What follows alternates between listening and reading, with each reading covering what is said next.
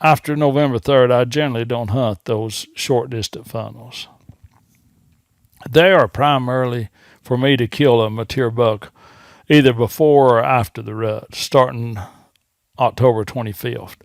And then later on, possibly after the rut has wound down and he comes back to his core area. So those short range funnels will funnel 2 or 3 of a particular deer's movements. Say he moves on this trail once and down this corridor once and down this corridor once. I'll try to find a place to push 2 or 3 of them together. So that double or triples my chances of success.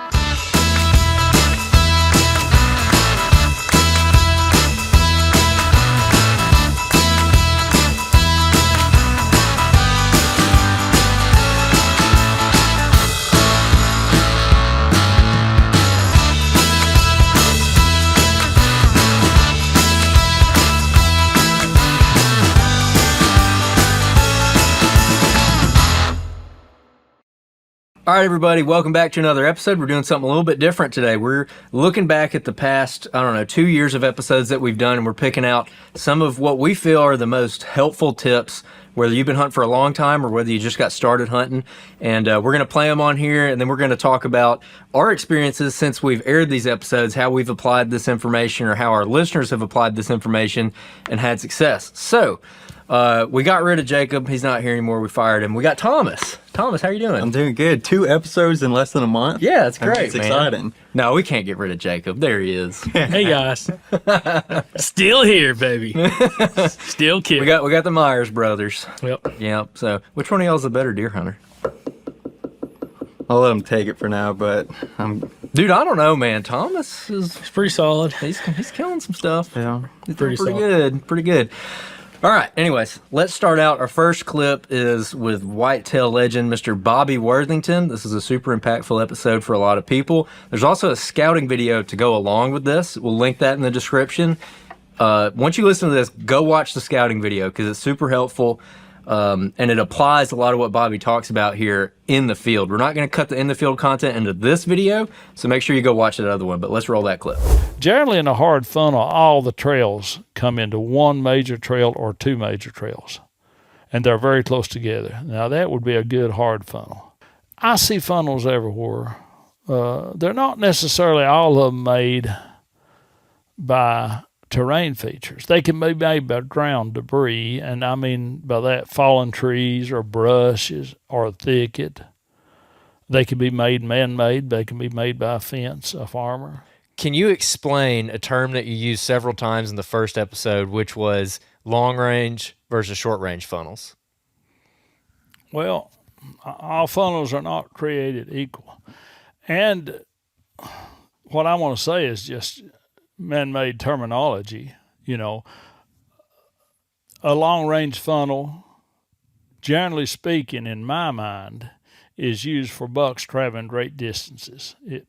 It catches deer over, let's say there's a ditch that goes for 100 yards or a body of water that goes for 200 yards. Any deer runs into that's going to go around one end or the other. So that's a long-range funnel. It covers a lot of distance, plus bucks generally use that or that are traveling a long distance during the rut. Now, that could also be a short-range funnel. That particular funnel might not only catch that long-range movement. And when I say long-range, I'm not generally talking about the deer that moves through it or traveling long range. I'm talking about the funnel blocks deer from going over a long area, over 100 yards or 200 yards. But that funnel may be used by a deer in its core area also. It may not just be for long-range deer travel. That funnel may actually be inside a mature buck's core area. And you'll know it, generally speaking, if you've got trail cameras or if you monitor it in some way, because if you get 2 or 3 pictures of him in that funnel, say before the rut during night travel, during his night travels or even daylight, then you're guaranteed that funnel is in his core area. Generally speaking, the funnels that long range catch more of the bucks that are generally not got that core area inside their, but inside their home range, of course, or maybe outside their home range. It may be between 2 home ranges.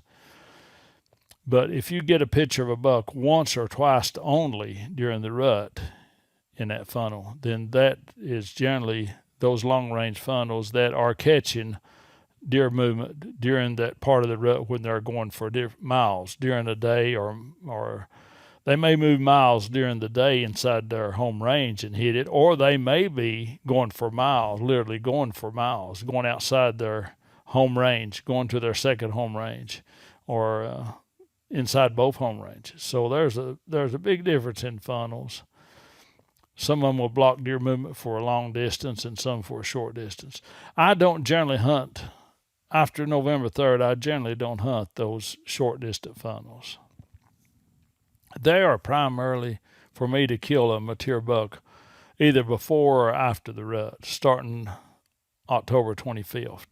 And then later on, possibly after the rut has wound down and he comes back to his core area.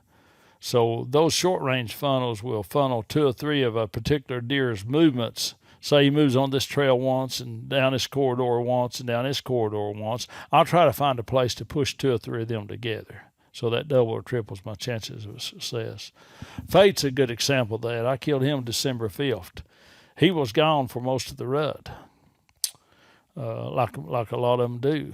But he returned back to his core area once the majority of the does was still out had gone out of heat. He was trying to find them. So he started working his scrapes again.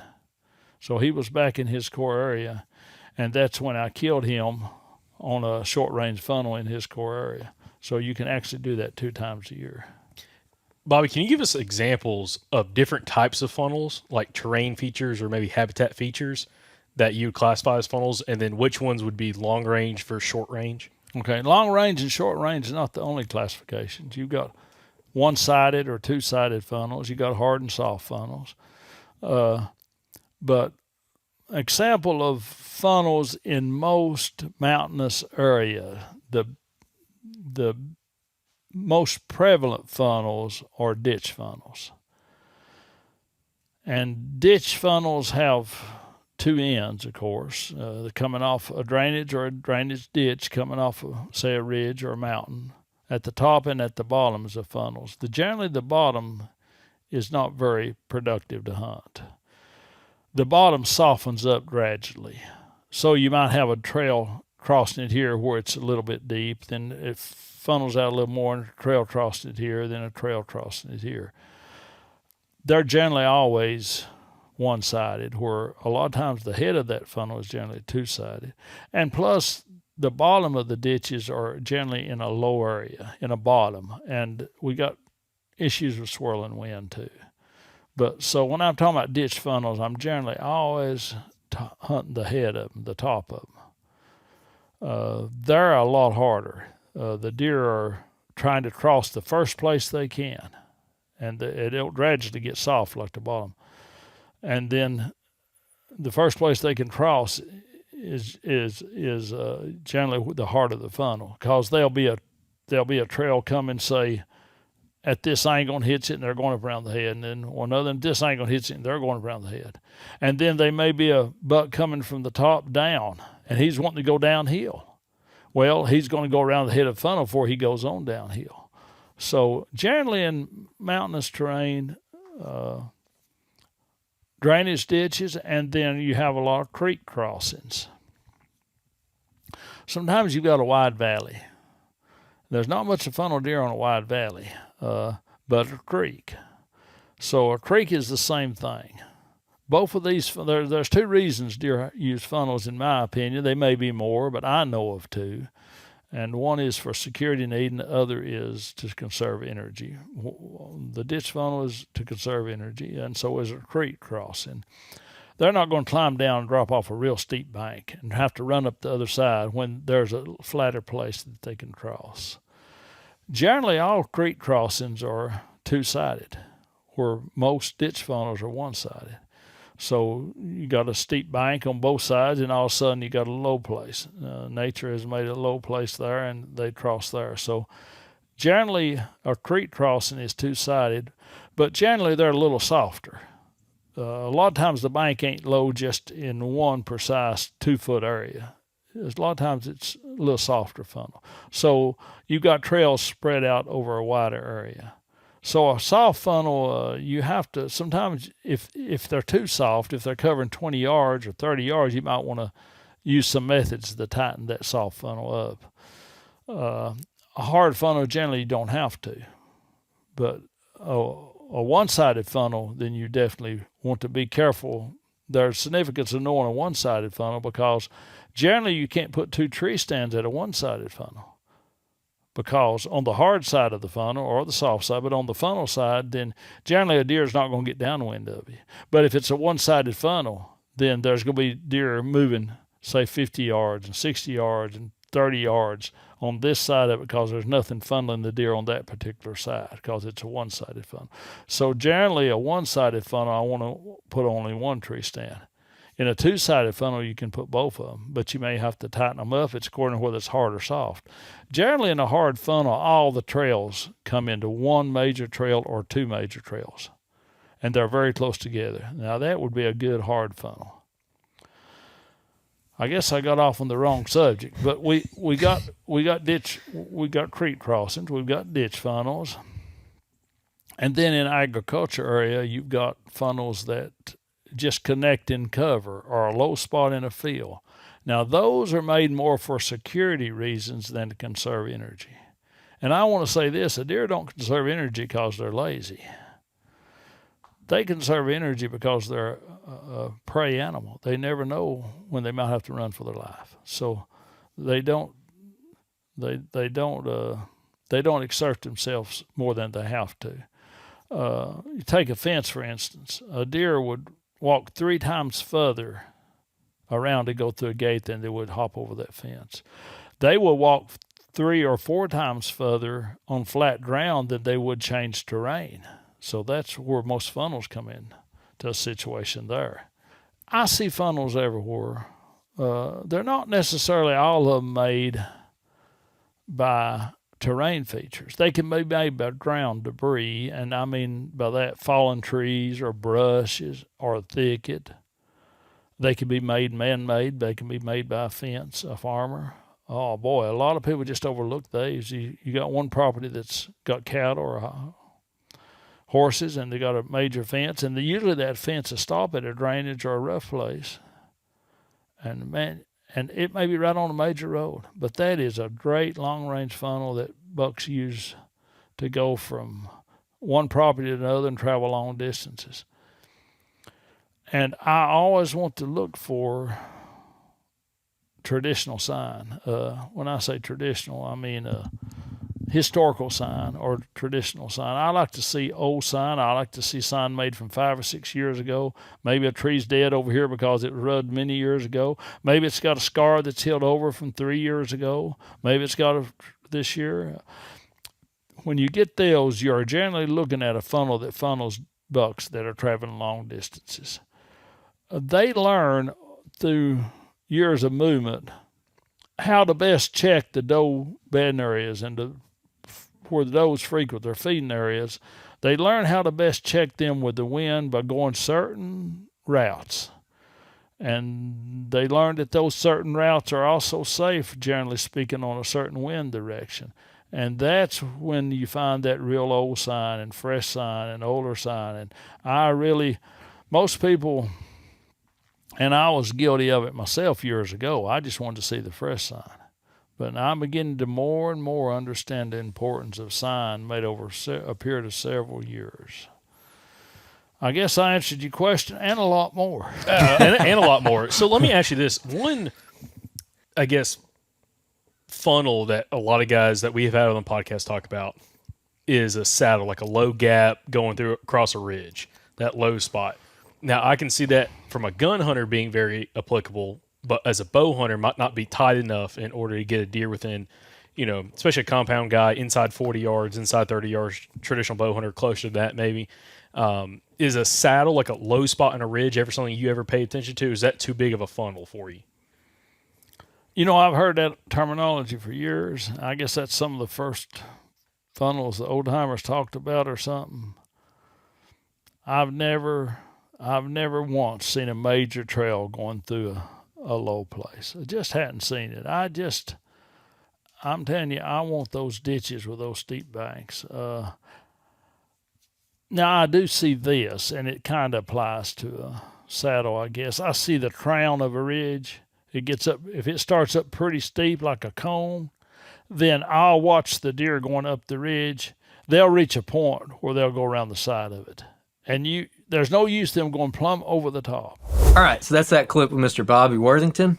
Very impactful episode. Jacob, what you think about it? Well, the conversation on the different types of funnels, long range funnel, short range funnel, hard funnel, soft funnel, multi-side funnel, it can get complicated, but specifically the in the field video that we did with Bobby, he kind of showed a few of these different things. The one thing that I think is really important, if you're in the right habitat or terrain, is like the long range funnel. The funnel that this deer, if he's going to go from, especially like maybe in the mountains or in ag land, where the deer is that buck's going to travel a long distance going between doe groups, what is the point of travel he's going to be using? And Bobby, loves like ditch funnels on the side of a ridge where the deer have to go around it. Oh, that's great. But again, like a long range funnel, like a couple of those ditch funnels going down a long ridge, it connects to a bigger ridge system. So if the deer is going to come through there and there's doe groups, he's going to have to work all the way around that. That'd be like a long range funnel. Or like when we were in Iowa or Kansas, these creek systems that just run for miles, and that's the only timber. Everything else is kind of open ground around it. Deer's going to go from point A to point B. The safest way is to run that ditch or that creek drainage, and that's a long range funnel. It's super handy. The short range funnel, I think Bobby had talked about this. And I know you mentioned in the full length episode. It could be like a pond, like a small pond. The deer aren't going to just walk across the pond or swim across the pond. They're going to go around that pond. And it's one of those things that you can kind of use if you have a spot that's like that. Like Thomas, you found spots like that in Arkansas. Yeah. If the deer are going to work through there, they're going to go around one end of the pond or the other. And you can use that to your advantage for a setup position if there's a reason for those deer to come through there. So, like, there's plenty of places I've hunted. You have, like, a pond in the woods, like a small pond in the woods. And it's like, that sucker's holding water. He's like, they're going to go around. There's a spot we hunted a couple nights ago that was kind of like that. I didn't get close enough to the pond. I probably should have. But, yeah, like, there's all these different type of funnels can be so helpful, and we've had a ton of listener success stories come from these. It's just trying to figure out which one fits the landscape that you're hunting in. Thomas, what'd you have on that? Yeah, so at least where I've hunted in the past, Alabama, Arkansas, really that's it. I've always hunted, I think, soft funnels. And I never really dialed into hard funnels, maybe in a spot that I hunted with you on a couple years ago. But like a down tree, or for example, that's a soft funnel, correct? Yeah. Okay. So a soft funnel is like one of those things that the deer is going to funnel the deer around it, but it's not necessarily going to put them right next to it. And there's another reason for him to pinch down tighter to it. So like a big down tree on the side of a ridge or down a river bottom, they got to go around it, but also they could go around it 50 yards from that tree. They don't have to walk directly around that tree. If it's just a tree laying down in the woods. What would be a little bit more of a hard funnel is like a tornado path comes through, big storm damage, you got crisscross trees laying down. If it's too much of a tangled mess for the deer to really get through it, especially easily, they're going to go around the end of it. But yeah, just like a down tree would be like what he would classify as a soft funnel. Yeah. Yeah, I mean, in Iowa, we just came from, like, around there, we had a hard time finding any funnels. And this goes into the long range versus short range funnels. And this is just like real world application. What Bobby was talking about in that clip is when we were down there, we were seeing a lot of deer down in the agriculture and the cornfields and the soybean fields and everything. But there was nothing down there that like made them walk past a certain trees, especially in bow range. And that's what we struggled with really all week. You ended up getting your shot, but the closest that I had a shooter buck get to me was like 80 yards, maybe. No, ain't no chance.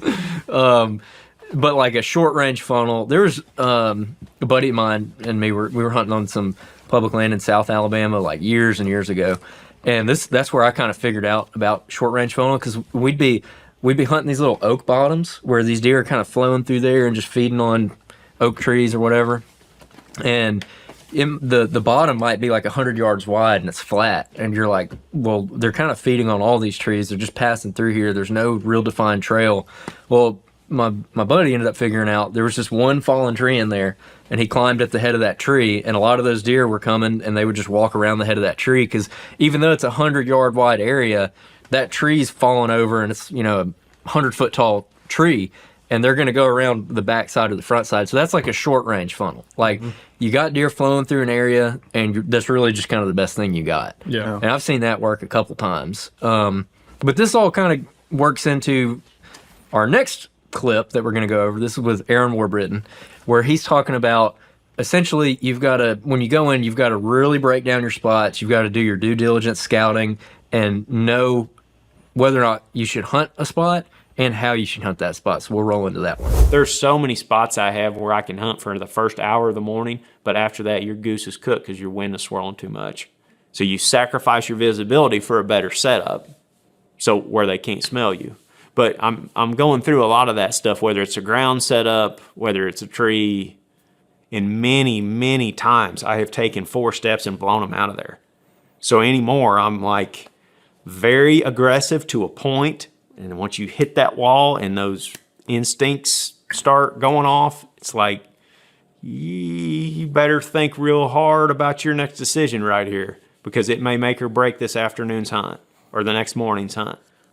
And you mentioned this a couple times without going into a ton of detail on it, but when you're scouting, you're picking the tree, like you're looking at axis, you're being very detailed on how you're going about doing it. You're not just walking in there, oh, there's some nice sign, drop a pin, and then walk off. Can you walk us through what's going through your mind when you're scouting and how detail-oriented you are? Where if you find a spot that you have a lot of confidence in, I don't know if you're taking notes on Onyx or, you know, drop, like, I don't know what all you're doing, but could you maybe walk us through a little bit of that maybe could help somebody else? If I have the time, I spend every ounce of it that I can out there. If I don't have the time, that stresses me out when I find good stuff, because I have to leave with questions unanswered. I don't want questions unanswered when I leave. I want every bow tied before I walk out of that spot. Like you said, I want the tree for this wind. I want to know where that scrape is. I'm walking to that scrape, I'm looking at that tree, and I'm thinking, is this branch going to be a problem? Is this branch going to be a problem? You know, how's he going to come in here, and where can I draw? I'm trying to think about not only from how I'm going to kill him from that tree, but what can he see as he's walking through there. So I'm actually getting on the deer trail, picking the tree, you know, a random one or whatever, and then I'm walking that deer trail, and I'm thinking like, okay, where are his eyes going to be when he's coming up this trail? Can he see me out of this thing? Where can I draw my bow? If this trail goes around this little cedar tree right here, can I draw it right here and kill him in this hole? I'm looking at those little intricacies, and then I'm taking notes on how high I need to get. Okay, there's a fork up there. There's more cover at that fork. It's 18 feet up or thereabouts. So I need to bring 4 sticks in here on this. So 4 sticks. Is it a good tree for a saddle? I'd be better with my little stand, so I'm going to bring my little stand, and then Ted can get on the back with the saddle and that other fork. So Ted's saddle, me 4 sticks, and small stand. So I'm putting that in my Onyx notes. And from there, I'm thinking about how I get in there.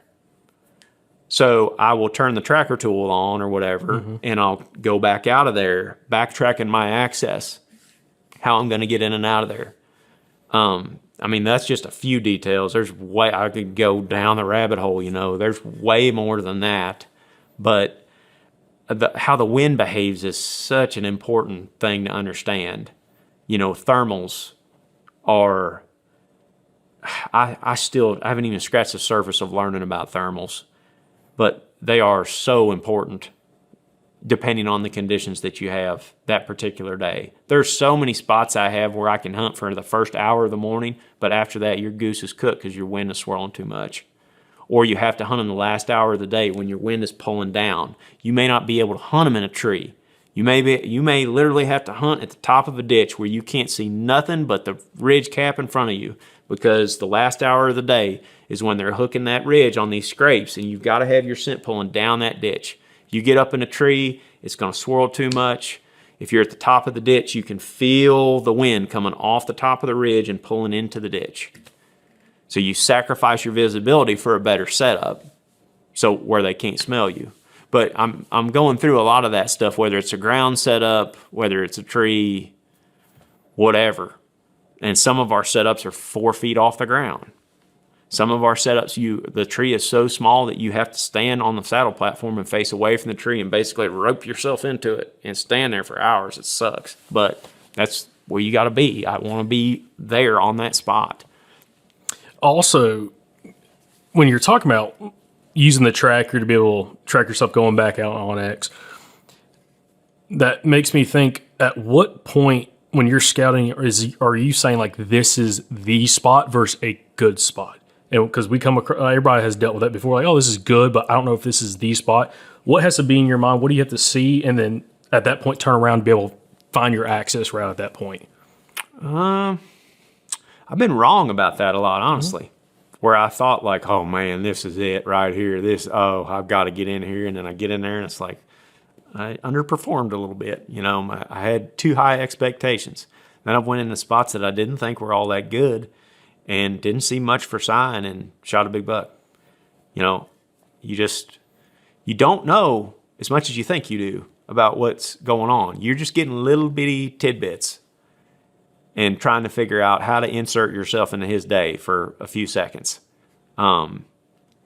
So there's a few of them though. If I find real hot sign, man, if it's late October and I find a hot scrape along the edge of a bedding area and I know I didn't spook nothing out of that bedding area and the wind is in my favor, I need to hunt that scrape now, because he could literally be laying 70 yards from me. You know, he might not, but in the volume of sign that you see, you know, if you see a lot of really big rubs and a lot of big tracks, fresh deer poop coming in and out. I mean, it's a lot of the basic woodsmanship stuff that gets me fired up. Yeah. But also differentiating, making sure it's just through gut feeling experience, it's not nighttime sign. Right. And I don't know what it is, man. It's like, I equate it to a bird dog when they're running through a field and all of a sudden that tail starts twitching a lot and you can tell that they've caught the scent of something and they start getting birdie and you can tell their focus is heightened. And then they don't know where it is or you know, how far away it is maybe, but they're alerted to the presence of a quail that's 40 yards away or something. That's the feeling that I'm talking about whenever the instincts start to take over when you find that sign. It's like it almost feels kind of spooky. It's like, oh boy, we slipped in here. We did not get detected. There's a huge rub up there with bark on top, and that rub is bleeding. And there's a downfall over there 40 yards away that looks like a prime spot for a buck to be laying. He could be laying there. And many, many times I have taken 4 steps and blown him out of there. So anymore, I'm like very aggressive to a point. And once you hit that wall and those instincts start going off, it's like, you better think real hard about your next decision right here, because it may make or break this afternoon's hunt or the next morning's hunt.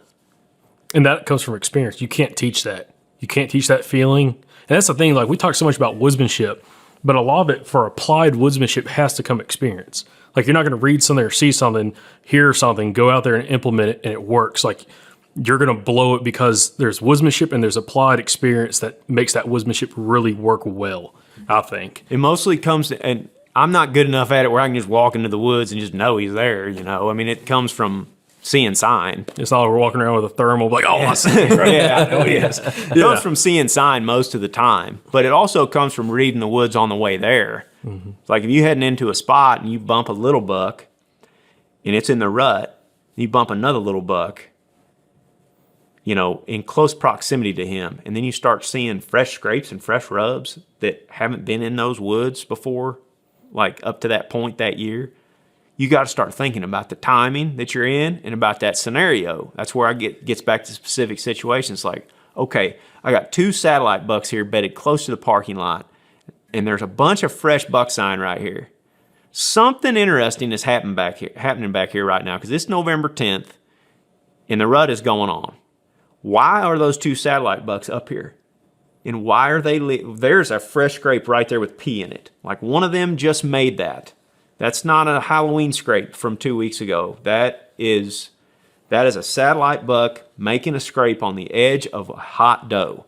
And Big Daddy's got her down in that hole right there. And these 2 or 3 satellite bucks are marking this on the outside. And I've seen that. I've blown it. But see, that's why I say don't be afraid to spook deer, because I wouldn't know this if I hadn't screwed it up 15 times. I'd take another 20, 30 steps, and then, there goes a doe, and there goes a freaking hog 8-pointer.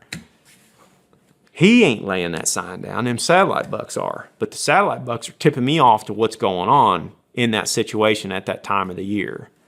And that's where that scent starts going off, get that bird dog feelings like, maybe I ought to just, I'm only 400 yards from the car and there's boot tracks everywhere, but let's just throw a hunt at this, because something interesting might be happening right here.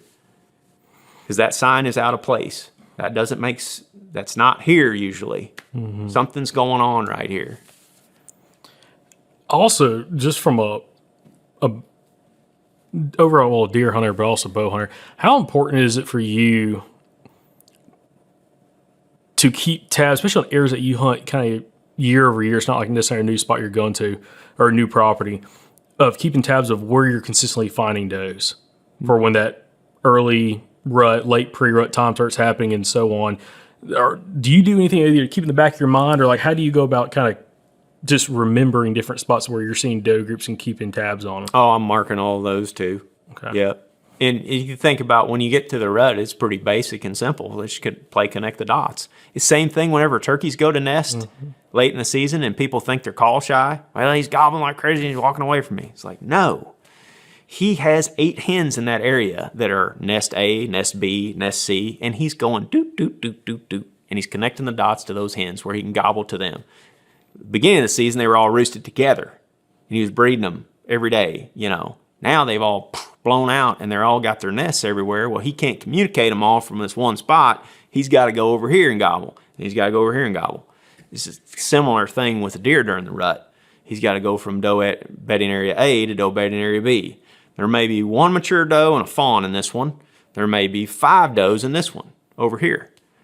I don't know exactly, but all I know is there's a doe there, and she's been there the last 3 times I've been in here. I don't know if it's the same deer, but I know it's a doe. So that spot is a place of interest. And as the year goes on, things change. Foliage comes off. Cover starts becoming less available. Deer start to go to areas that aren't pressured. That's why I really like scouting immediately at the end of gun season. If you're in a heavy pressure state, really like scouting during that time, because if you find a wad of deer during that time, that's because pressure's pushed them in there. So that might be the hole that you need to target in the middle of gun season, because that's the one spot where nobody was going. Not to say they won't be there next year, but a lot of people during gun season use a scoped rifle and want to get somewhere where they can shoot real far. I want to get somewhere that's thick and nasty and give me open sights 40 yards and shoot them at 13 steps walking through there. It just depends on the situation and the timing, but you're paying attention to all that throughout the year. I've even seen some spots where bucks will consistently take does during the rut. And it ain't just an individual buck thing. There's something about that habitat and terrain feature that bucks want to push does up against the edge of this river and use it as a barricade almost. They want to push her up against the edge of this river, and they want to block the backside from other bucks getting to her. And every year there'll be one locked down in there. So when the guy's up on the ridge sitting in his funnel stand and he's griping about the lockdown, all my big ones, lost them to lockdown and lost them to acorns. No, you just got to think differently and hunt them differently. They're in a different spot. All right, everybody, it's that time of the year. We've got the Southern Outdoorsman Black Friday and Cyber Monday sale going on right now over on the website at thesouthern.outdoorsman.com. We've got 25% off everything We've got hoodies, we've got shirts, we've got hats, we've got decals. So if you've been wanting to pick up some Southern Outdoorsman apparel, but you haven't quite yet, head on over to the southernoutdoorsman.com and save 25% on your entire order for this limited time. Again, running from November 24th to December 2nd, you can save 25% on your whole order at the southernoutdoorsman.com. Appreciate y'all's support. Thank y'all for listening to the podcast. You know, more big bucks probably get killed on clear cuts than anything else, especially when it comes to hunting in the Southeast. And back behind me, I've got a really good example of what makes a good spot in a clear cut. So there's two main ingredients you want to look for. You want to look for low spots and you want to look for habitat diversity. Right here behind me, I've got both of those. We've got this more fresh cut. It's just got some grasses and some saplings in it, but enough that a deer's probably going to feel hidden in it. They're going to want to be in it. And then this hill rolls off, and back behind me over here, we've got a pine thicket. And right there in that lowest spot, this clear cut meets that pine thicket, which is perfect. So I've got my two key ingredients meeting right in the same spot. That's how I can look at this clear cut that's over 100 acres, and I can narrow it down to the spot within the spot. Now, one challenging thing about hunting these spots that you got to watch out for is you could have a deer pop out at 50 yards, but you could also have one pop out at 450. For that reason, I like carrying a pair of range finding binoculars. These are the brand new Ranger 3000s from Vortex. They've got great glass. They've got a great price point. They're thin and they're lightweight. They fit my bino harness just perfect. The reason I like carrying a pair of range finding binoculars is so I don't have to fumble with two separate objects, like get my binos up, see it's a shooter, and then try to get the rangefinder out. I can do all that at the same time with these, which is going to save me valuable seconds. And if you've hunted something like this, you know that a few seconds can literally completely make or break your hunt. So if you want to check out the Ranger HD 3000s from Vortex, go to eurooptic.com, use the promo code Southern10. It's going to get you a discount on these binoculars or any other optics from Vortex. So y'all go to eurooptic.com, use that code Southern10. It's going to get you a discount on any Vortex products. Something every deer hunter gets excited about is when a cold front's pushing through. And one thing that Onyx Hunt just released that I'm really excited about is their new weather feature built into the app. What it allows you to do is be able to scroll throughout all your pins, whether it's in the same state, same county, or across the country, and get accurate weather data directly from that pin location with the closest weather station. This eliminates the need for multiple apps. Also, it has barometric pressure, but one other thing is it has accurate moon data. So for the guys that like hunting moon phase, moon positioning, all that kind of stuff, it shows all that in the app as well. So all you moon phase guys, moon positioning guys, we got you covered. So now Onyx Hunt is your one-stop shop for whitetail hunting, getting all the accurate information that you need, whether it's mapping, weather, looking at trail camera data, and so on. It's a one-stop shop for you. So if you want to try Onyx Hunt this fall, you can use the code Southern to save on your membership. Know where you stand with Onyx Hunt. There's more of you guys getting into saddle hunting than ever before, and a common question we always get is how do you get comfortable in a saddle? Because there's so many moving parts. And today I'm gonna give you 3 of the best tips that I have for getting comfortable in the saddle after doing this for about 8.5 years. Number 1 is tether height. Setting your tether at the right height is gonna give you extreme comfort, but this is one big reason why you need to practice with it. I like mine right at nose level when I'm standing on the platform. The other is your bridge length. Having an adjustable bridge on your saddle makes it extremely comfortable to fine tune that comfort, and I like mine extended out almost all the way. The third is how you sit in your saddle. Some people like the saddle sitting just below the belt line, which I've done in some saddles in the past. That made it more comfortable. Some are right at the belt line, and some are a little bit above the belt line. Now, having a very comfortable saddle makes it really easy to do all this stuff with less adjustment. And the Lone Star saddle from Latitude Outdoors is that saddle for me personally. I really like this saddle, and I really like the hip pinch reduction system that's built into the saddle that gives me a lot more comfort all day long with less adjustments needed. If you want to check out the Lone Star saddle from Latitude Outdoors, you can go to latitudeoutdoors.com for more information. All right, Mr. Aaron Warburton, that was a super popular episode. A lot of people got a lot out of that. And you know, one thing about the hunting public guys, you'll see people on the internet, they're like, well, they get to hunt like every day, you know, which is true. That helps a lot. But one thing I've always found interesting about those guys is just how much they travel and how quickly they're able to get on deer when they travel, specifically to certain areas. Like, you know, if you've got 7 days to go somewhere and get it done, like, you've got to figure it out really quick. And they're very, very good at doing that. I mean, they're very good hunters. And the reason I picked that clip is because I think it's just really applicable, especially if you have limited time to hunt, which most people do. When you're going into a spot, like, you just gotta, when you're walking in there, I've been trying to do a better job at this. In Iowa, I started doing voice memo things on my Onyx pins where I could just stand there and talk to it as I'm looking around, and it like writes down what I'm saying in the notes. But like when you go find a spot, don't just be walking through the woods. Like, oh, there's a rub, there's a scrape. Like, if you find something that you think is worth hunting, you got to sit there and be like, okay, I could get in that tree with this wind. I could get in this tree with that wind. And that's what Bobby did too. In the field video that everyone should go watch, that's exactly what Bobby was doing. We went and identified the funnel, and Bobby's like, this is why this funnel is good. This is why I think you could kill a deer here. And then really the majority of that video was him walking around, walking those trails, seeing where the trails get closest together, where they intersect, and then picking trees based on different wind directions. And just like really in-depth scouting. So when you get that condition that you got to go in there and hunt, like you got Saturday morning that you can go hunt, you look, you're like, oh, we got a southwest wind. Like, you know exactly what tree you can get in with that wind, those conditions or whatever. So, Thomas, I'm curious your thoughts about that, because you've got limited time and you're pretty efficient. Yeah. You're pretty efficient. So, I mean, this one hit home to me because, like most of the guys that are listening, I do have a standard 9 to 5. Some afternoons I can sneak out because I work hybrid. But I would say 2 years, I've done it more than previously when I was in college or in high school, where I was just going out hunting, not really thinking much about specific trees or how the wind would play. But last year especially, and then this year, whenever I'm going to a spot that either I haven't been in before, or if I was in there, I'm already having predetermined trees, or at least a general area where I know the wind would play right. In the last 2 years, I've done a whole lot better than beforehand.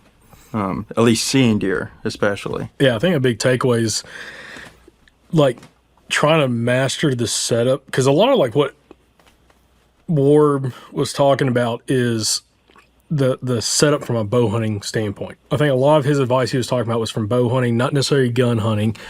And I think if you look through the lens of a bow hunter, I'm real bad about this. We've talked about this on previous episodes. I'm like, always think gun hunter first, but if I got a bow in my hand, that shoots me in the foot a lot, because I can find some deer, probably too far. Okay. But if you can figure out, kind of like Warb's talking about, like when you're scouting that spot and you're looking at the sign and you feel confident based on what you're seeing, like I need to throw a sit at this, and you're trying to figure out like your entrance and exit, like especially your entrance route, because it's one of those things, especially if you're on public land, you might not come back to that spot. So if you're just going to test the water, entrance is probably the most important thing, whether you're going to hunt morning or evening. But also looking at not just the wind direction, but to analyze, okay, like this area looks good. Like say this like 50-yard area, for whatever reason, calls it sign, like trails, buck sign in the area, how the cover lays out, travel, everything looks real good. But where in that is the spot you kill the deer? Not see them, but kill them. That's the hard part. Yep. You can find the spot, but especially if you're looking through the bow hunter's lens, whether you're bow hunting or if you're taking a gun with you, a lot easier taking the gun with you. Trust me, I know.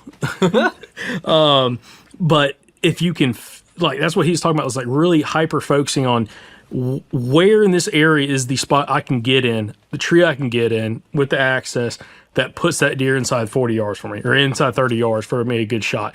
That's the challenge. That's one of those things that I think you learn over time if you have that mindset and that perspective going in there. But you have to test the waters based off how you're reading the sign, where you're getting in. Did I get close enough in order for that buck to come by me, or whatever deer comes through that area? And then also talking about like different conditions. Like he made some great points on limited time hunting. If you're going to, only have weekends, have spots that set up really good for different types of conditions, especially temperature range, wind directions. But also he mentioned the aspect of being invasive. Like you might find this dynamite spot and it's way in the bedding thicket. You're like, dude, I could kill a buck here. But if it's super invasive, getting into that spot, well, what conditions would you need to get in there? Is it one of those days where it's a massive cold front coming through, the deer probably gonna be on their feet for another hour or two after daylight, and you can slip in there before daylight, slip in, get in position? Does it need to be wet and windy for you to get in there quietly to get set up? All those things kind of play a factor for you to try to get opportunities if you have limited time, because I think that's the commonality with probably most people that are watching the podcast that are hunters, is the time aspect. Most people might have some of the skill sets, but it's like, if I don't have the time to go in there and scout all the time, I got to make the most out of these scouting efforts and what I'm learning in the field to try to put myself in the best position moving forward. Yeah, that's a really good point. Yeah, he brings up one thing I brought up in that episode. I can't remember if it was in the clip or not, but one thing that I learned from those guys, I think it was Zach specifically, is like one time he was talking about you've got to just look at what conditions you have and figure out what your advantage might be. So like on a day like tomorrow, for instance, it's going to be kind of windy, a little bit rainy. Not like great conditions. It's a little bit warm out right now, but if I were to think about that, if I've got time to go tomorrow, I'm like, it's going to be windy, it's going to be rainy, so it's going to be quiet. You know, I'm not going to be making much noise walking through the woods. Maybe that's one of those days that you can push in a little bit further and get a little more aggressive because the leaves aren't going to be crunchy and the wind's going to cover whatever other noise you got. So maybe you can push the envelope a little bit. If it's like a bluebird, clear day, no wind, and all those leaves are real crunchy, it's going to be real hard to sneak in super, super close to deer. So that's something I heard him say years ago, and I've applied that, and it's definitely worked for me very well. So hot tip though, if you're walking in and it's loud and crunchy and you're trying to get in a position, either doing the turkey yelping, hit him with some of that, baby. or do what Joe Martonic had talked about, which we're not going to have him in this episode. But we had him on, I think it was in October, his episode came out, and he was talking about calling and slip hunting with a bow on the ground and how much he grunts. Like if he breaks a stick or something, he grunts a couple times. Doing that on the way in could definitely maybe help you out. Who knows, you might call a bucket on the ground while you're doing that. Yeah, but the day me and Thomas hunted a couple days ago, that first hunt we went on, it was so calm, humid as crap, terrible. And I made the decision I was going to make a big loop around and get on the backside of this bedding thicket where some white oaks were at. And dude, it was so loud and crunchy. I was thankful walking through pines. I'm like, I'd rather break some of these pine sticks than all these leaves I'm having to walk through. I mean, just taking my sweet time, and you're still making a little bit of sound and just trying to grunt a little bit as I was going there. Of course, I didn't say anything. It was terrible. I mean, dude, I was just walking on like flat ground, just sweating because like you could cut the air with a knife. But it was one of those super hot, humid days in November that like you're not really planning on that kind of conditions to hunt in, but it's just what you're given. And looking back at it, it's like I probably would have done something a little bit different. Maybe go hunt some more woods that have a little more airflow, even though there's no wind. The deer might bed up instead of being up in that nasty pine thicket. That probably doesn't set up great for these conditions. Yeah.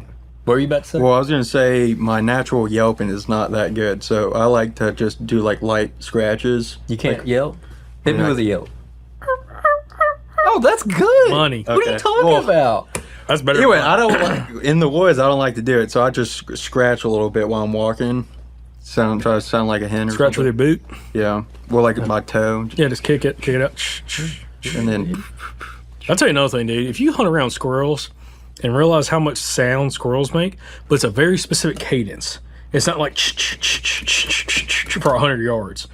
It's like a little bit of sound or quite a bit of sound for a little bit, then they stop, they pause, they look around, then they jump to another tree, then they get on the ground, and it stops. And it's like, I've tried to imitate that, dude. I can't do that. Can you imagine? He's like, looking around. jumps on a tree. Oh, that's great. Try to imitate a squirrel. But yeah, I mean, to me, those are the hardest conditions to me to hunt in is those dead calm afternoons. Mornings, don't mind it. I'll try to get in plenty early enough. Like, yeah, I'm gonna make some noise, get in there, but I'm gonna get in early and try to get set up 30-40 minutes before daylight. But the afternoons, I hate that.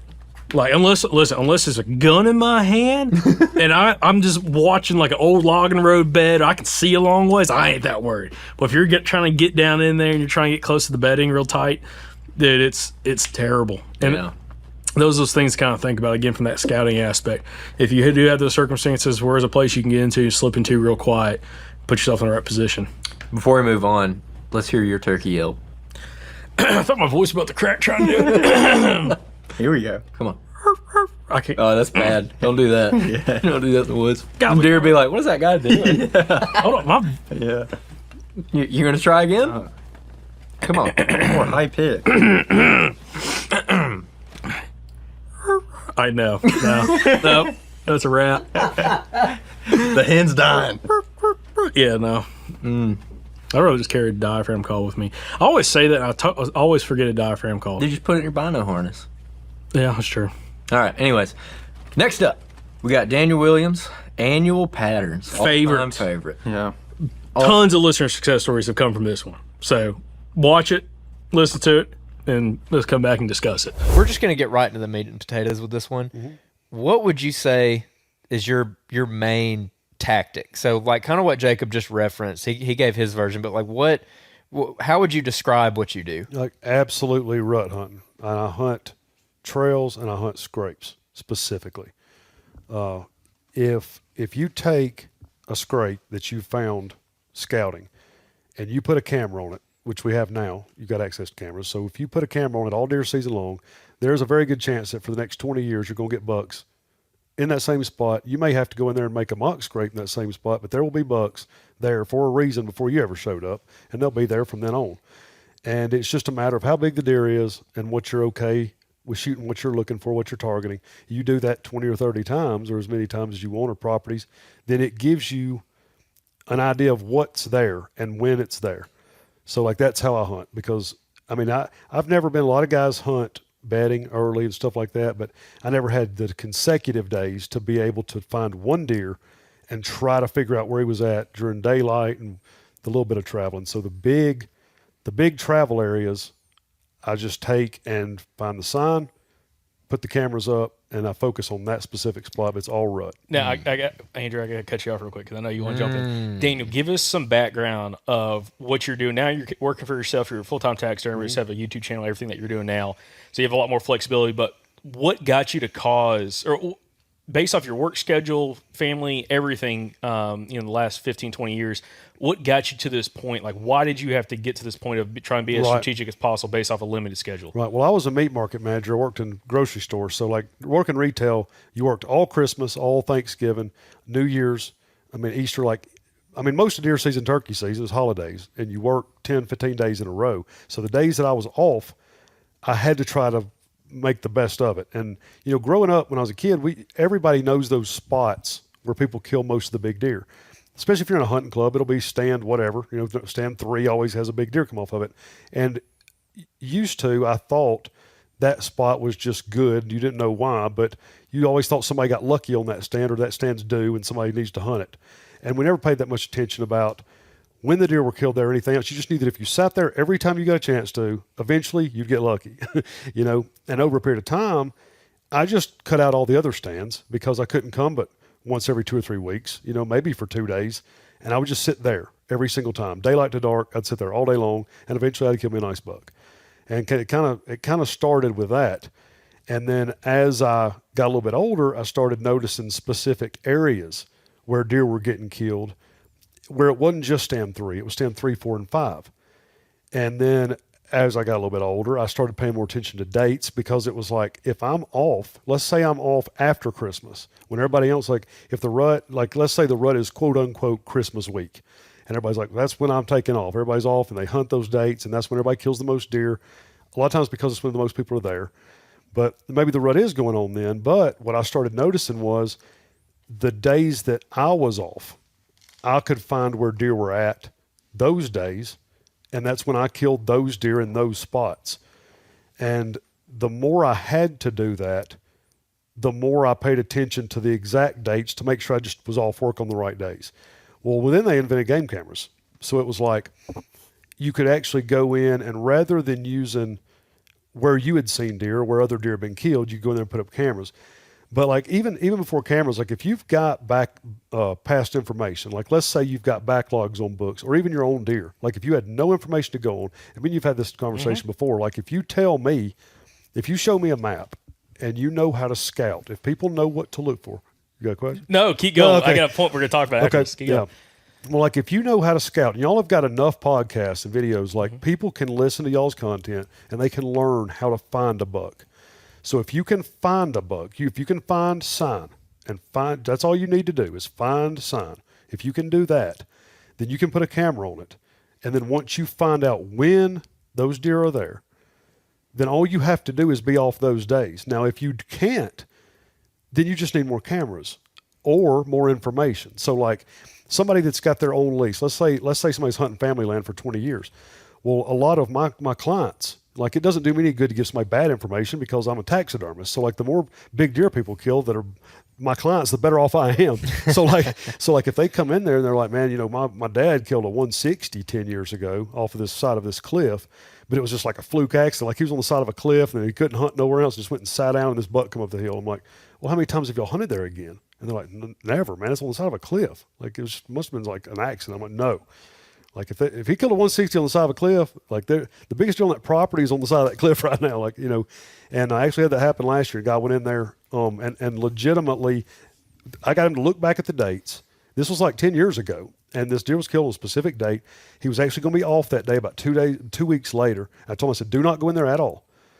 Those days, if you can be off those few days before or after, go in there and sit there every single day. And the first day he went in there, he killed about 130-inch 7-point. The next day, his wife went in there and killed a 140 10-point out of the same exact tree. And they've never hunted. It was their lease. They've had it for like 20 years. And that's the only 3 times they've ever sat there. You know what I mean? Like, after killed a 160, they never even hunted it again in that spot, because it wasn't where they had planned on going. It's where they ended up, and they killed that buck and just didn't give it a second thought. But it doesn't, like, a lot of people are worried about why deer do what they do. If you kind of, especially if you're just getting started, it's too much to try to understand and comprehend. If you can see when they're doing what they're doing and then hunt them, you'll understand why they do what they do. You'll start to notice when you're scouting what they're doing and where they're coming from. I want to jump back just to make sure that people caught that, because you mentioned that like that deer, the 160 had been killed, you said 10 years? A long time ago, yeah. Years before, and just based on the date that deer was killed, you were Correct. like, go in there next week. Yeah, I actually told them, because they were laughing about it, and they were like, that just sounds ridiculous, you know, but I had, I won't say this to say this, but like, I had a lease right by the house that was 1,700 acres back several years ago. And what really got me focused in on the dates was I had 1,700 acres and I had exclusive access to it. Nobody else could hunt it. I did. And I went in there, put up cameras where I needed to and everything. And all of a sudden, I didn't have a deer on camera for like 5 months. And I'm like, where's all these deer at? Because I know there's scrapes, I know there's sign. Well, I left them, and I was checking them about every 2 weeks. I didn't have anyone else to hunt. It was right when I first moved, and I was just going in there and checking cameras and trying to hunt. Well, all of a sudden, I had about 10 or 15 bucks show up, and they were there for about 10 days, and then they left. And out of 365 days I had cameras up, I had bucks. Those 10 to 12 days was the only days of the whole year that I had a buck on camera. And I did it for several years in a row. I think it was 6 years.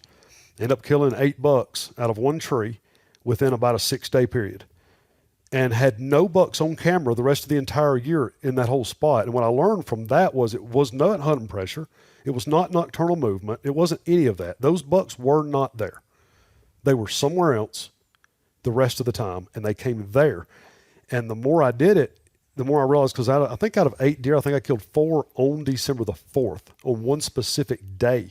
So I started, does have got a 3-day estrus cycle. So if you break down an estrus group, because that's usually what people go by, is first off, it's really broad. It'll be our rut is this week. Mm-hmm. Well, you can forget that. Go down, break that down into these doe groups is this week. Well, no, not that either. Go down to this doe is 3 days. The camera I put behind my house, me and you talked about this last year, just as like an experiment. I put a camera literally 100 yards from the back of my house, put out a corn pile, just see what would happen. Well, I had a group of 9, there was a group of 5 does and a group of 4, 2 different family units that would fight each other over the corn pile. They'd be there at the same time sometimes, but hated each other. It was funny. Well, I mean, they'd like literally be like punching each other. Typical women. I know, it's insane. I'm joking. I'm joking, all the women listeners. That's Jacob Myers. Yeah. What's that email address? Jacob at thesouthernoutdoorsman.com. Right.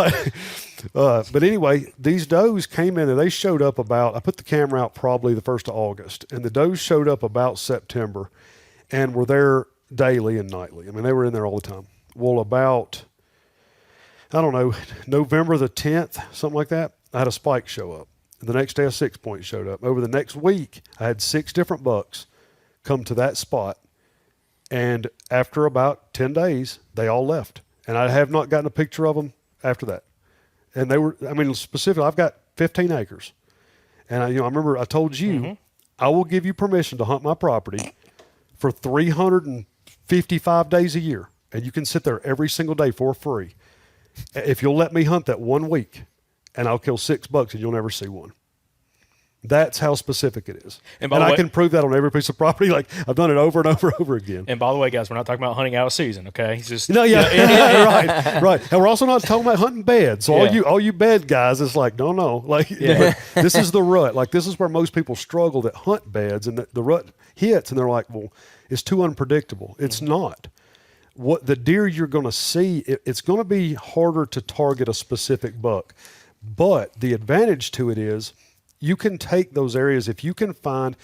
And what I like about scrapes is if you look down a historical rub line and find multiple scrapes, 9 times out of 10, over half of those scrapes are going to be at an intersection. It may not be an intersection that you recognize, but as you get to learn about terrain and everything else, there will be saddles a mile away, or there will be a creek system, or there will be a ridge line with fingers coming off of it or something, and those scrapes will be in spots. If you remember us looking at your map, when we were going through there, and I kept zooming out, I was like, well, hang on a second. I'd zoom out, zoom out, and zoom out. You can see how the deer are traveling based on the terrain and by the cover, where the cutovers are. The deer are going to follow those, and it may be over a 10-mile range where it may not be one buck. He may not go 10 miles, but all the deer in general are following these cutovers across the entire, terrain. Well, as you find those scrapes where they're supposed to be, where the deer are traveling, it's basically intersections. So what you may do is where you've got a guy that is hunting a buck on a point, this bedding. You've got another guy hunting a buck in this drainage and a guy hunting a buck on a saddle. Well, if you find this hub, this spot where you're getting pictures of 4 or 5 bucks during a 3 or 4 day period every year, you can sit there for 3 days and possibly see every buck that 5 different guys is hunting. Well, then 3 days later, you move and go over to the next one that your dates are at.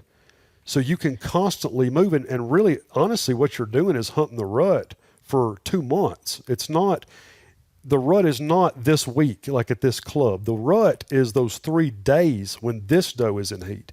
And what I started, the more cameras I put out, the more pictures I got of the same buck completely on different ends of our entire property that were there on the dates they were supposed to be. And the bucks knew where to be when that doe was in heat. So there's a couple things we got to bring it back down. Yep. Bring it back down. Okay. Number one, to simplify for everybody what we're talking about annual patterns. Number one. Okay. So when you're talking about using these trail cameras and putting them specifically, I know you like scrapes, and again, like high traveled areas with scrapes and also trails, is you're looking for that date range of when a quality of buck that you're looking to hunt is showing up, preferably during daylight, or does it matter if it's at night too? It has to be during daylight. Okay. If you get nighttime pictures, you might as well throw the pictures in the garbage. It's not really, it's going to tell you a buck's in the area, and there's a very good chance you might be able to kill him during the rut because you may just be a little off of where he's at. He may not be traveling that far. But what I've also noticed is sometimes, well, more times than not, you will not get the picture of one buck twice. And they're usually going the same direction. So some of it, I believe, and this is just me saying this, but I believe that a buck is not going to be traveling around, walking around during daylight unless he's at the mercy of a hot doe, not during the rut. You know what I mean? If it's during the rut and he's there at 11 in the morning walking around the middle of nowhere, because a lot of the deer I kill is in wide open hardwoods. Like I'm not hunting thickets. You know what I mean? I'm not. But it's where he's at every year during that day. And it may not be because there's a doe in heat where I'm sitting. I probably saw 2 does last year. And the only ones I saw were getting chased by bucks. But it's when they're coming through there, going to wherever it is they're going. So there may be a specific spot on a trail where 4 or 5 bucks come by in a few day period going to a spot where there may be a hot doe for a few days then. So what I think is happening is you just have to be right there during those days because he's there during daylight.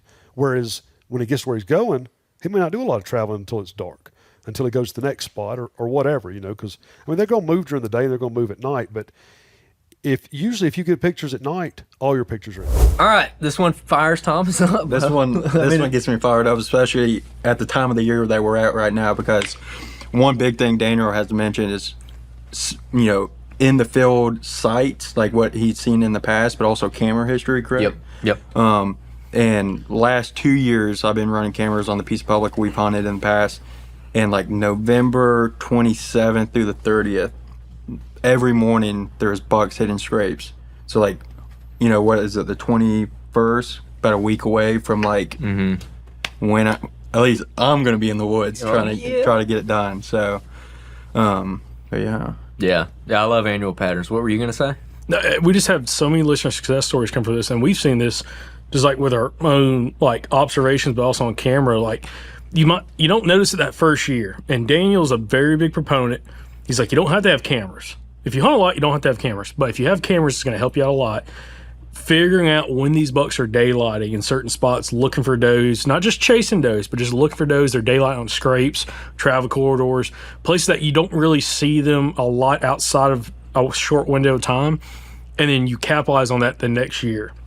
And we did that episode, I guess that was 2 years ago now. Yeah. And almost 2 years ago, 18 months ago is when we had him on and talked about that specific topic. We had so many listener success stories come in that fall and even this year where people are using that. You know, if you listen to the podcast, you probably have a trail camera or two that you've had thrown out there. Some guys have a lot more than that. And using that information to go in that following season and hunt that date range, it's unbelievable, the success rates that we've seen from listeners doing that. And that's one of the big proponents of, if you're kind of been on the fence about cameras, I mean, you don't have to have cell cameras to do that. You can have non-cellular cameras, cheap cameras to throw out there and just gather that data, especially if it's an area you're hunting quite a bit, whether it's, you know, some private land you got access to, hunting club, or public land that you've been hunting for a couple of years. Using that information to figure out when those does are starting to come into heat and when these bucks are really daylighting, you could have tremendous success if you can buckle down. It won't help you out if the wind ain't right. If you go in there with the wrong wind, and again, you know, sets up wrong for you, you probably ain't going to see anything. But if the conditions are right, you go in there those same date ranges, you could have a lot of success. So that's something that I'm always super eager about. Hopefully that works out for you, Andrew, this year. Some of the big deer you're chasing. Mm-hmm. Yeah, dude. One of them came through there on Christmas Day last year, so that's a problem. I'm like, not going to get to hunt that. Where's Dad? But Piper, we're going to the woods for Christmas. Yeah. I'll take your presents to the tree stand. Yeah. Oh, yeah, dude. Piper, yesterday we went out to pull some cameras yesterday. I was like, Piper, you want to go to the woods with me? She's like, yeah, let's go find a little deer. I was like, okay, we can go find a little deer. That's not hard. We can do that. Yeah, I show her all my trail camera pictures and stuff of like the big bucks. She's like, Daddy, those the big bucks for you? I'm like, yeah. She's like, I want a little deer. I'm like, okay. A little pet deer. Standard is set. We can match. We can match that. I'm like, finally, someone with realistic expectations. Yeah. It's not like Tiffany trying to kill a freaking Yeah, as compared to wall her hanger. mom, Tiff. She's like, I was like, hey, Tiff, I got some does like every day on this one camera. Like, you want to go get one? She's like, well, I kind of want a buck. I'm like, I can't even kill a buck. Like, it's hard. We're going to do it, though. We're going to get one. But anyways, yeah, I've got some that I'm banking on this year specifically. It's kind of a new area. Like with Daniel's thing, and this is what Daniel's personally done, is once he figures out a spot, like he's like, oh, Thanksgiving week, this ridge system, this is where I need to be. Once he figures it out, he pulls his cameras out of that. So like, let's say the last 2 years he's been on ridge A, and he's like, okay, this is when they're coming through. This is when the rut's hot. This is when those doe groups come in. Once he figures it out, he pulls all his cameras out of there and he goes to a totally new spot and tries to figure out a new spot. And hopefully, in theory, the way that he wants it to work is this 2 week block, you've got spot A. And then the next 2 weeks, hopefully you have another spot that's getting good at that point. So if you, like in Bama, we get 3 buck tags. So hopefully you kill one in the first spot, go to the next spot. Or if you don't kill one, you've got something to fall back on. So once that spot cools off, you can bounce to the next area. And that's kind of what we've been trying to do these last 2 or 3 years. And what I'm going to be trying this year is I'm going to be focusing on this new spot. Mm-hmm. So like Thomas, where you hunted with us a couple years ago, we kind of figured that spot out.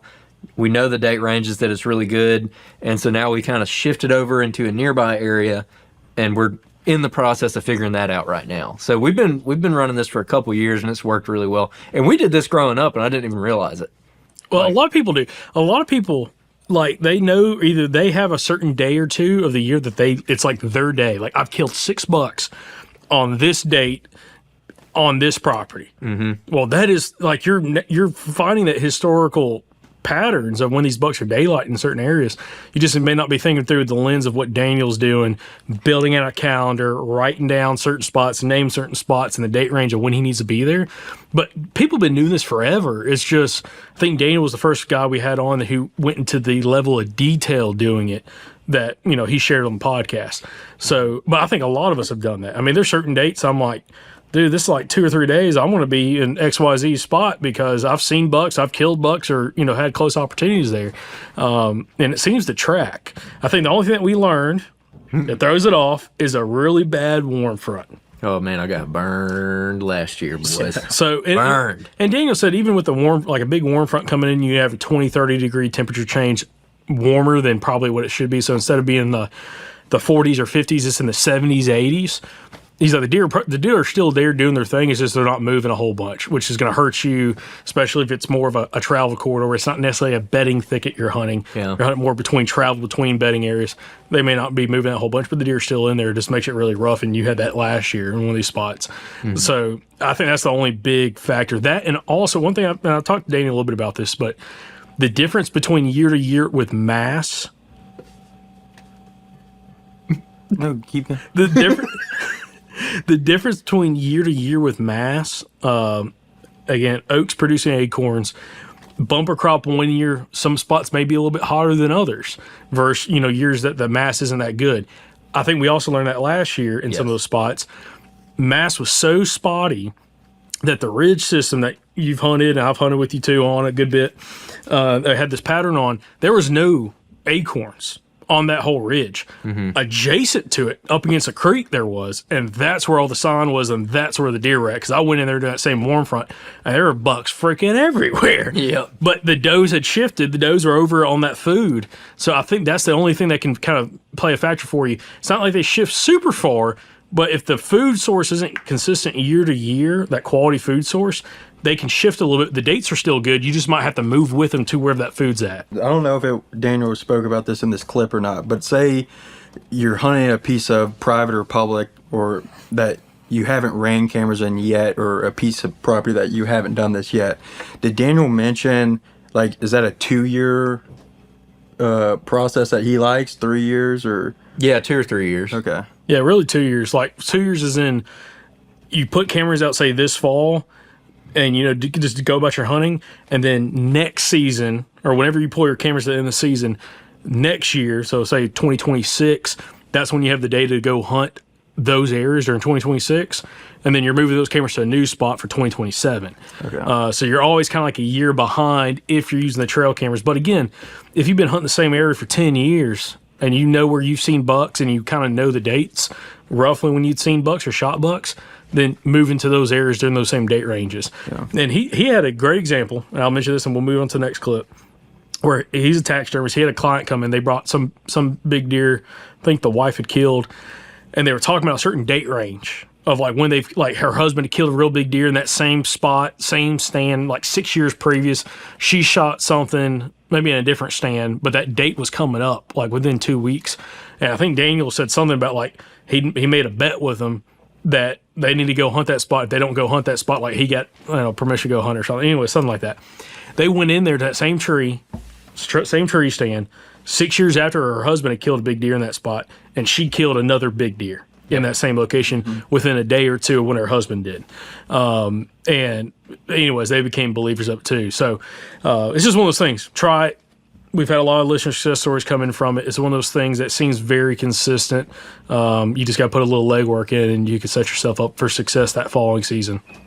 Yeah, another thing about this is we get questions a lot from listeners about, you have all these different people on week to week. How do you know what to do or who to listen to or whatever? And one reason I picked these clips specifically is because I feel like this is a good mix of people that we've learned a lot from and how we're implementing each of these people. So like you take the 3 we've talked about so far, Bobby, Aaron, Daniel. They all hunt differently, but in our own, what the 3 of us are doing, we're all kind of taking pieces of what they're doing. So like with Bobby's case, we're trying to pay attention to the funnels. Like, okay, we've got the good area. Where are the good funnels at?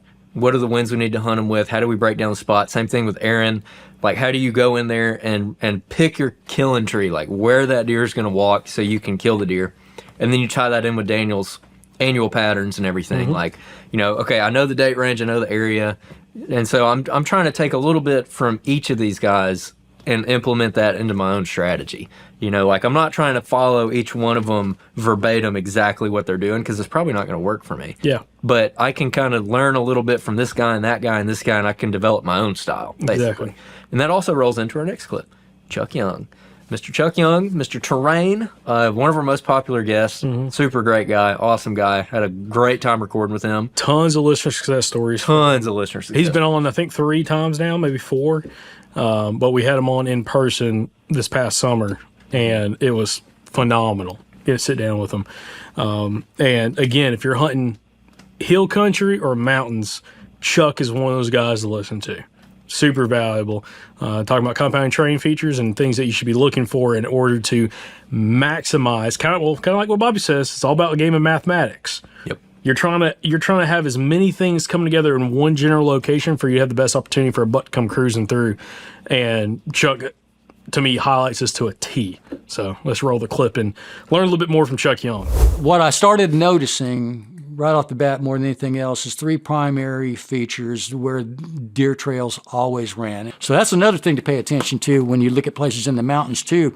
It's not only good to find a good topographical feature, but it's also good to find a place where wind is consistent from day to day, from wind change to wind change. And if you look around and try enough places, you will find places that are like that, and those turn out to be real honey holes. What were the terrain features that you started seeing correlation with a certain terrain feature where you were seeing an increase in deer sign or deer movement or anything like that? More than anything else, 2 things. Where I really started noticing, well, I'd say 3 things more than anything else right off the bat once I started getting out and walking the land.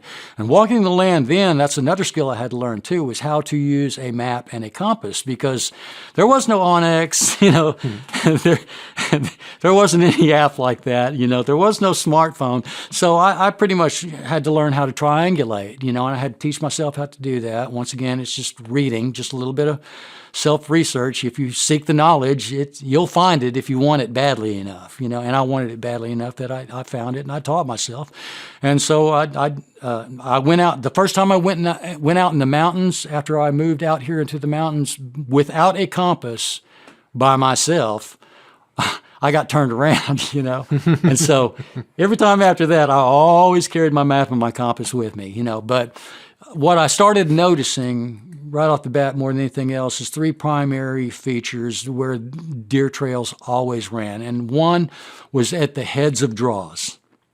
I was always finding deer trails at the heads of draws, which, if you need an explanation, y'all know what it is, but for anybody out there that doesn't know what it is, a draw is basically a creek or water drainage running off the side of a minor, secondary, or major ridge. It could run off of either one, but it's eroded a crack in the surface of the ground, basically. And so it's a trench or a ditch, Well, the head of that is where it runs into the secondary or the major ridge, where it ends on the ridge. At the bottom, it usually tends to be not much of a funnel.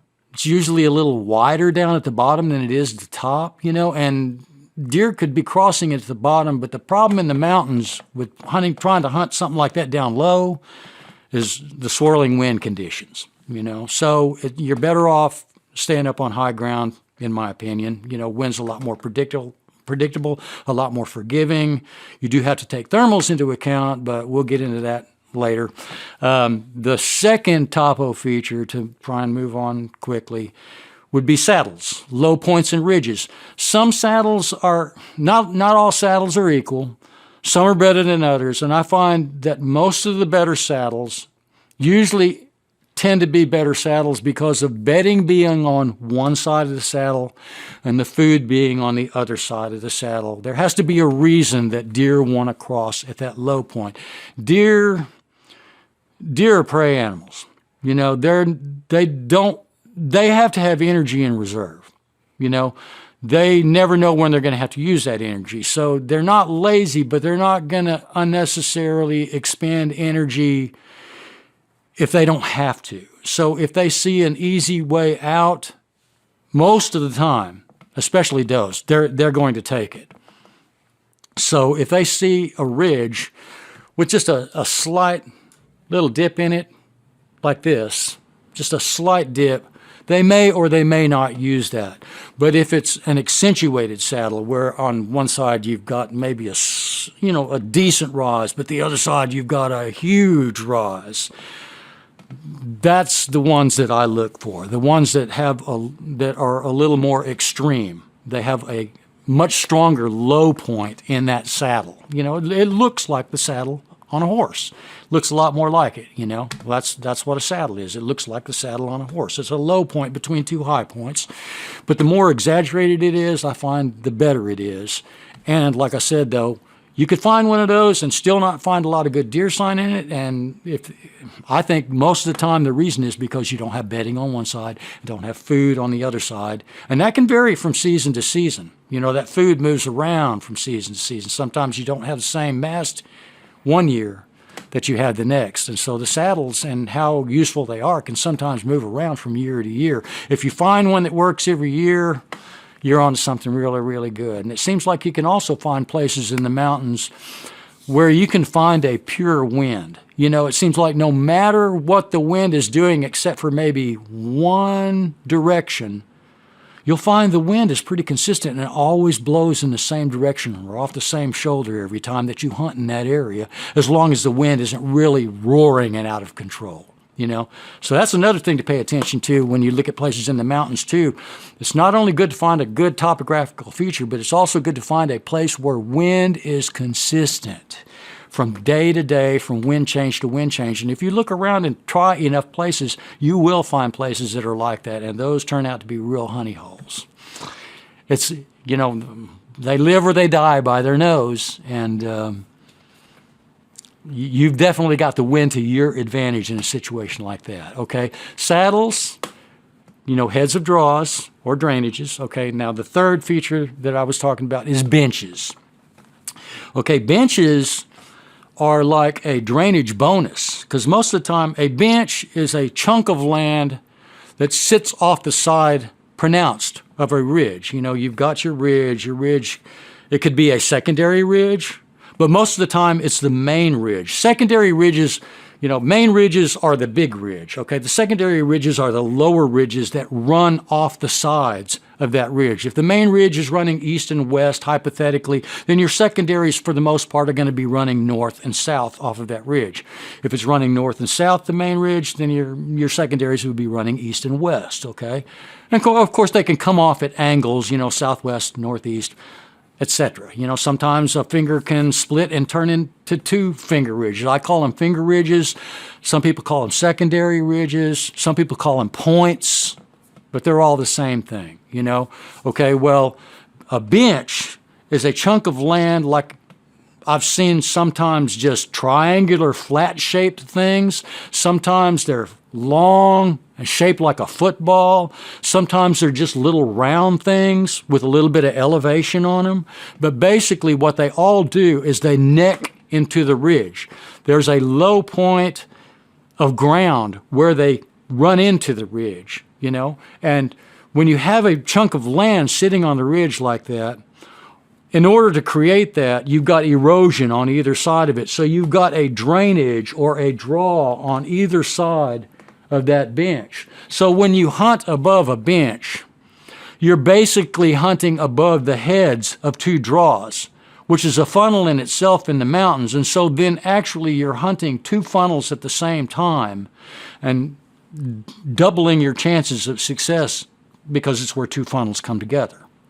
Another great thing about benches in our area, I don't know if it's the case in all areas, but here in the Ouachitas, there's usually a lot of food on benches unless they've been reforested, and a lot of this national forest land out here in the Ouachita Mountains, it's okay to say Ouachita Mountains. Yeah. I mean, that's where we live.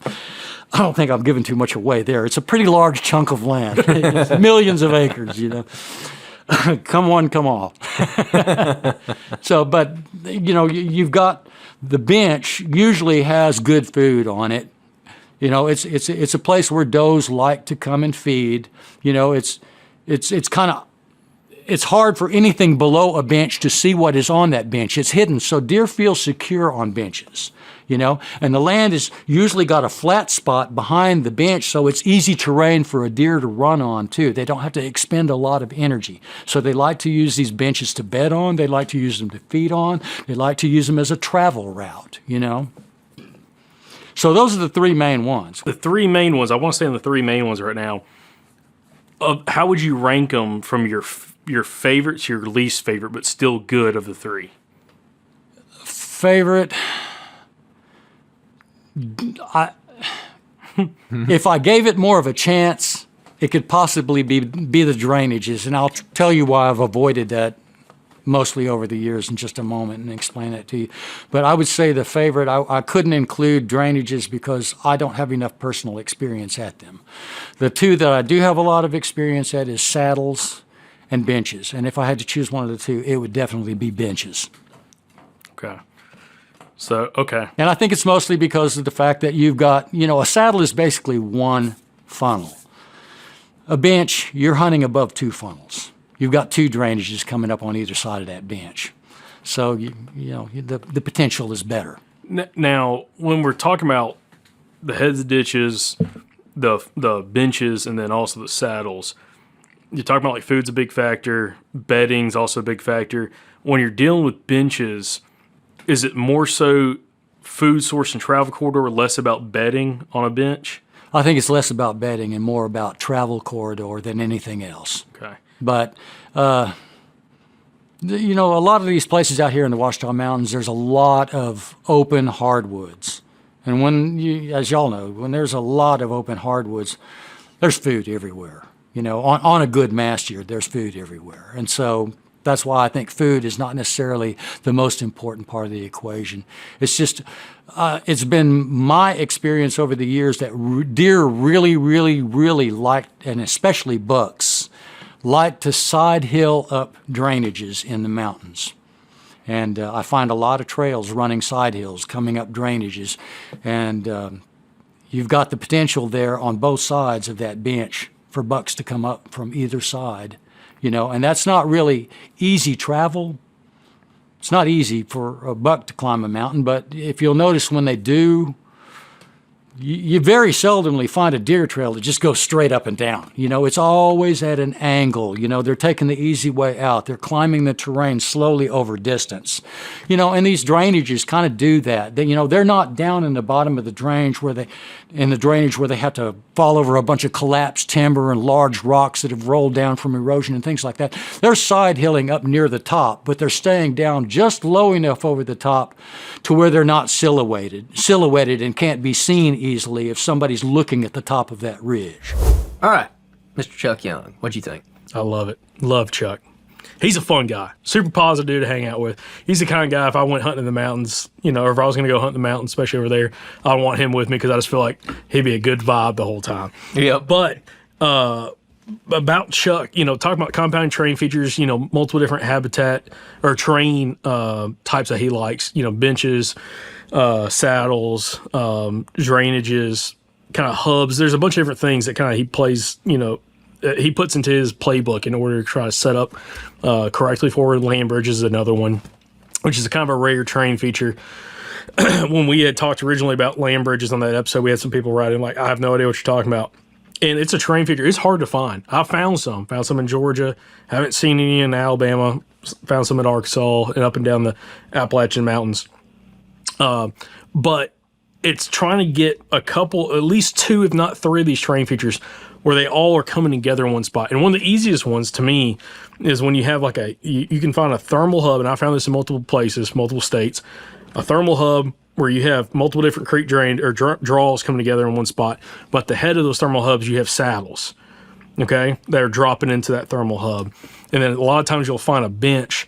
And sometimes the bench can be like a big terrain feature kind of come off the side of the mountain. A lot of times it's a logging road that's cut in off the side of the mountain, side of that ridge that runs down and meets the head of that thermal hub, but also meets those saddles as well. Where all that stuff comes together could be a phenomenal spot based off what Chuck's talked about. It's worked for us. Oh, yeah. Our whole thing about trust the terrain. Yep. You got compound terrain features, especially in big hill country or even in the mountains. and it's the rut, if you sit that, you have a very good chance if the habitat matches it, habitat diversity, you could have a very, very good hunt in there. It might not be the first time you sit it, but it might be the second or third time you have a really good opportunity of a buck come cruising through there. Yeah, the idea of terrain features, by the way, compounding terrain features or compounding habitat features, again, just to tie all these guys together once again. If you're sitting out there and you're like, how do I go find a good spot? Or how do I know where to at least start? How do I know where to go find deer? Chuck's tactic, the compounding terrain features, or we're tying in compounding habitat features too. Like you just mentioned, you have a hardwood drainage that meets a pine stand with a cutover next to it. Like, boom, there's 3 of them meeting in one spot. That's a good spot to start and go in there and start looking around. And then you can look at all these other guys like Bobby, Aaron, Daniel, and you can start implementing exactly what we talked about before after you find the deer. So that is like a surefire way to find deer. Yeah. You know, that's... Well, you kind of took my fire from me because I hadn't mentioned it quite yet. But like, even in flat land, if you don't have all the big terrain, the saddles, the ridge points, the benches, all that stuff, you're in flat land. Instead of habitat terrain, you're looking at just habitat diversity, where all those edges are coming together. And especially if you're in like pine woods, it's pretty easy to find that kind of stuff. Different habitat edges, different age clear cuts, hardwood SMZ or creek drainage, all come together in one spot. Phenomenal area. That's one of the things that, again, someone else who's not in this specific episode, but we've had on as a big guest of ours, Josh Driver from Kentucky. He talked about that, like all those habitat edges coming together in one spot. It's a surefire way to go find a mature buck. He's like, if it's isolated, you have 2, 3, 4, 5 different habitat edges coming together in one location, you're going to find a mature buck somewhere in that area. It is the type of environment that buck has plenty of different types of cover, food source, and if there's water there, it's even a bigger bonus. And that's one of those things that has been tried and true for me for years, is just the habitat edges coming together. But you equal the habitat edges and the terrain, it's even better. But again, just because you live in flat land, you're somewhere in the deep south or somewhere in more agricultural land, swamps, whatever, compounding habitat features can be huge for you just for finding deer and finding mature bucks.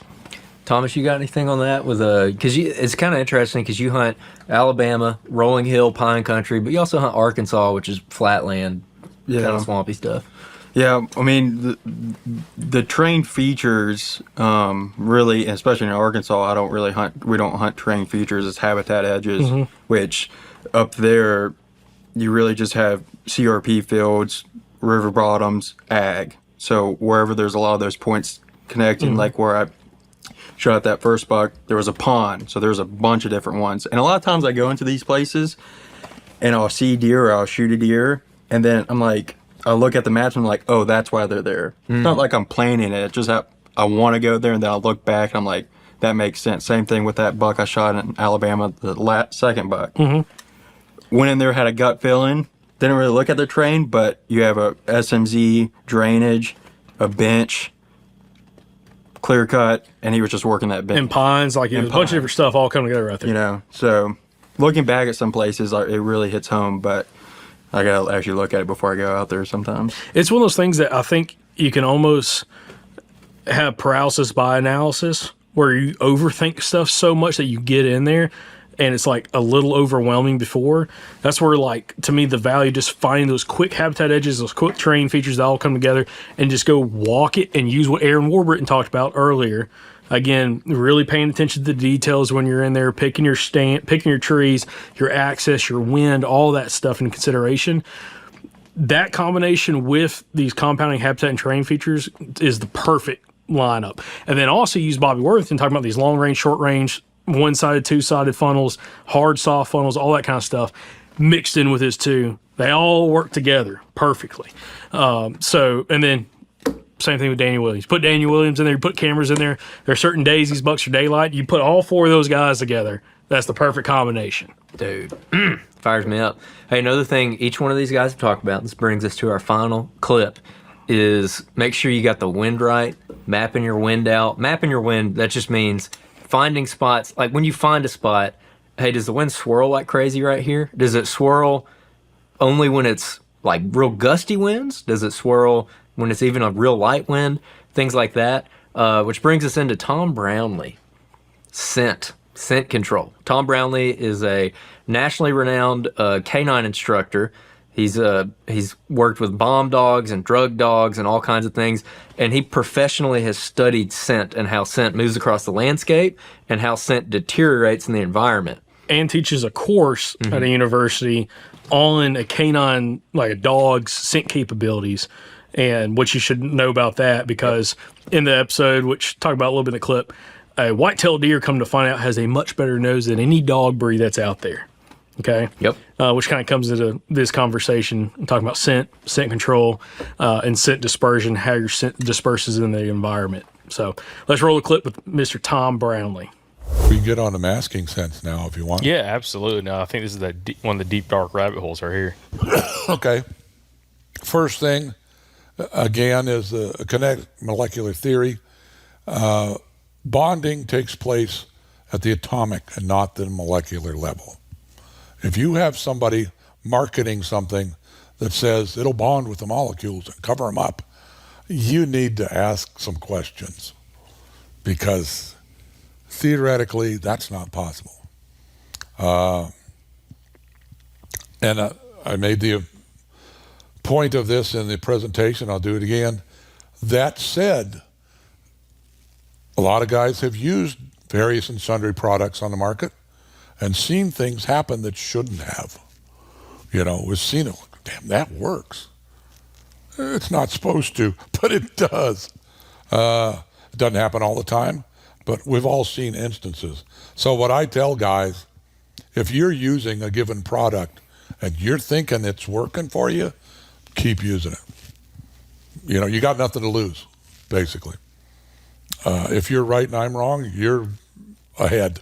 So, but when I was digging through this information on the net, if you used all the products in the world that are supposed to mask your scent, you still won't get it done. It's not possible unless you quit breathing, literally. You have a whole lot of scent comes out of your mouth. And I got a kick out of even a little quote from Mossy Oak. They said, you might be able to reduce your scent, but you're not going to eliminate it. So that was mirrored by a number of other manufacturers. So you have that. I always tell folks, whatever you're using, if you like it, keep using it. But the big thing is the same thing you've always heard: stay downwind. Just make it a point to stay downwind. One other thing that's on the market is ozone generator, portable ozone generators. Now, if you know how ozone works, do you? I don't have a clue. Ozone is O3. It's high school chemistry. It has 3 atoms of oxygen. That's unstable as a gas. So one of those atoms breaks off to create oxygen. That atom that broke off is a free radical, and it will attach itself to another compound that has oxygen in it. Because, like I said, it can bond at the atomic level. So it will do that, and when it does, what it does is changes the scent signature of whatever compound that was. The example I use, which is a simple one, water is H2O, okay? If it gets in the presence of ozone and attaches to it, it becomes H2O2, which is hydrogen peroxide. So you haven't really masked the odor, you changed it. So there is some merit to the ozone. You got to know open air ozone like deer hunters use, the odds of it glomming onto all of your molecules and changing them is pretty low. But it will mitigate some of it. And it does have applications elsewhere on things we're not going to talk about. So therefore it can make you smell not as strong or further away than you actually are. Yeah, it'll make you smell like something else besides you. Okay. Okay? We don't know what. You could smell like an orange Slurpee. I don't know. But you don't smell like you anymore. Yeah. So just and that's the important part. You don't smell like a human. So That's what a lot of people bring up is they're maybe not trying to eliminate their scent completely, but they are trying Mitigate to it, yeah. Yeah, just make it seem like either they were there, a while ago and they're not there right now, or they're further away than they actually are. Right. So you're saying there actually could be some validity to that. There could be. We don't know. It doesn't make scientific sense, but so we've all seen examples, all of us, And the guys that I, found in my research, these are guys, deer hunters, you would recognize their names. And almost all of them use everything that they have available to them to mitigate their scent. And they're believers in that, 10 to 70% of the time, it does, they think. There's no reason not to do it. If that's what you like, and it seems to be working, go ahead. Said scientifically, it doesn't make any sense, but I've seen stuff happen. So correct me if I'm wrong, but does it change your scent identity to where maybe it doesn't hit that alarm factor for them as that recognizable human smell that they associate with danger? No, because you are a smell that's unique. Like I said, and your smell is unique. So what they're going to smell is a human, and they're going to smell whatever spray you use or whatever soaps you use.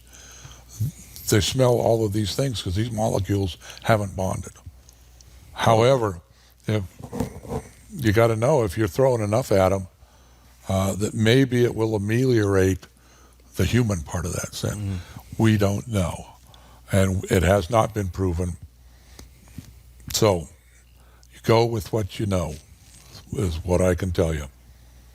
And we already touched on if you want to scramble the deer's olfactory senses completely, like I said, what happens is the nasal epithelium swells to where it closes off the OSNs, and the deer doesn't smell anything. Let me ask, because you gave the example about that specifically with chlorine bleach. Does that do the same thing for us? It can. Okay, because I've not been around bleach a whole bunch. I've heard something about burning the inside of your nostrils, of course, from it, but just breathing in those fumes. But yeah, it can. Some of those really hot odors. The thing that springs to mind instantly, if you've ever worked with cadavers, you go in, take Vicks Vapor rub it under here, because then it gets into your nose, and all of a sudden your nose is running because that has happened, but you're not smelling that cadaver. So, yeah, it would apply to us. Next time I run cadavers, I'm going to do that. Yeah, next time you happen to be doing it. Well, I was into canine and work with cadaver dogs and pieces and parts, and it happens. So, let's see if we have anything else here. Well, we already covered that. The stuff that you can do is whatever you think is best, basically. As I said, these guys that are doing everything report effectiveness rates between 10 and 70%. They are believers. Let them believe. If it's working for you, what can you say that? I don't know who that was that did the presentation today. The last one on hunting deer in the big woods. Stuart Keene. Yeah. Yep. Because he had mentioned some of this stuff, and you can't argue with success. The kid has done great on public land whitetails. I mean, really great. So whatever he's doing, I'm listening. Well, and it goes back to also something that I think is worth talking about. It's and you're kind of mentioning this without directly mentioning it. It's almost not even worth arguing with somebody about scent control or scent elimination. If they feel confident in it, they feel like they're having success, let them keep doing it. Yeah, why not? Because confident is the word. If you're not confident, it's like one of the other presenters was saying, if he goes into an area and he's not interested in a matter of a couple hours, he leaves because he doesn't have any confidence in that area. Same with your scent, same with your clothing, same with your gun or your bow. If you're not confident with it, you're not going to do well. I want to look at this after we've kind of ran through the presentation that you use with your seminar. I'm interested in getting your personal perspective of this. Being in this industry, I guess you could say, with narcotics dogs and canines for so long, now doing more and more research and trying to expand upon potentially, like, in the whitetail scheme of things, what's being done, what's the capabilities and everything. What is your take after being a part of some of this research, doing this for so long? What is your thoughts on a lot of this? Like, are you on the whitetail end of things? Yes, sir. I hate to sound like a grumpy old man, but stay downwind. That's it. Stay downwind if you're hunting. If you're still hunting, approach from downwind. As I was talking to somebody, I've never killed a deer from a stand. I've done it on my hind legs. But I learned real early when you're going ninja-like through the woods, I don't even look downwind. You don't need to. They're not going to be there, but you keep it in your favor and you work into it. I've had a number of instances where, boy, I'd really like to hunt over there. I get there and the wind isn't with me. Too bad, so sad. I'm hunting over there. Just really that simple as far as I'm concerned. You keep the wind with you. This might be a little hot button topic, but I want to get your personal take on this. Again, we're talking about, someone's using something that they're, confident in, let them keep using it. What is your thoughts on some of the marketing that some of these, brands in maybe the past 10 years? Because I'm sure you've seen different marketing, whether you watched Outdoor Channel or anything like that, or maybe not. What is your thoughts on some of the, not even results, but really, I guess you could say the marketing ploys behind some of these brands? Marketing tactics. Yeah. Personally, really, I think some of them are sleazy. Some are not. I'm not naming any names. But there was one years and years ago, they were taken to court and they lost, and that was Scentlock clothing.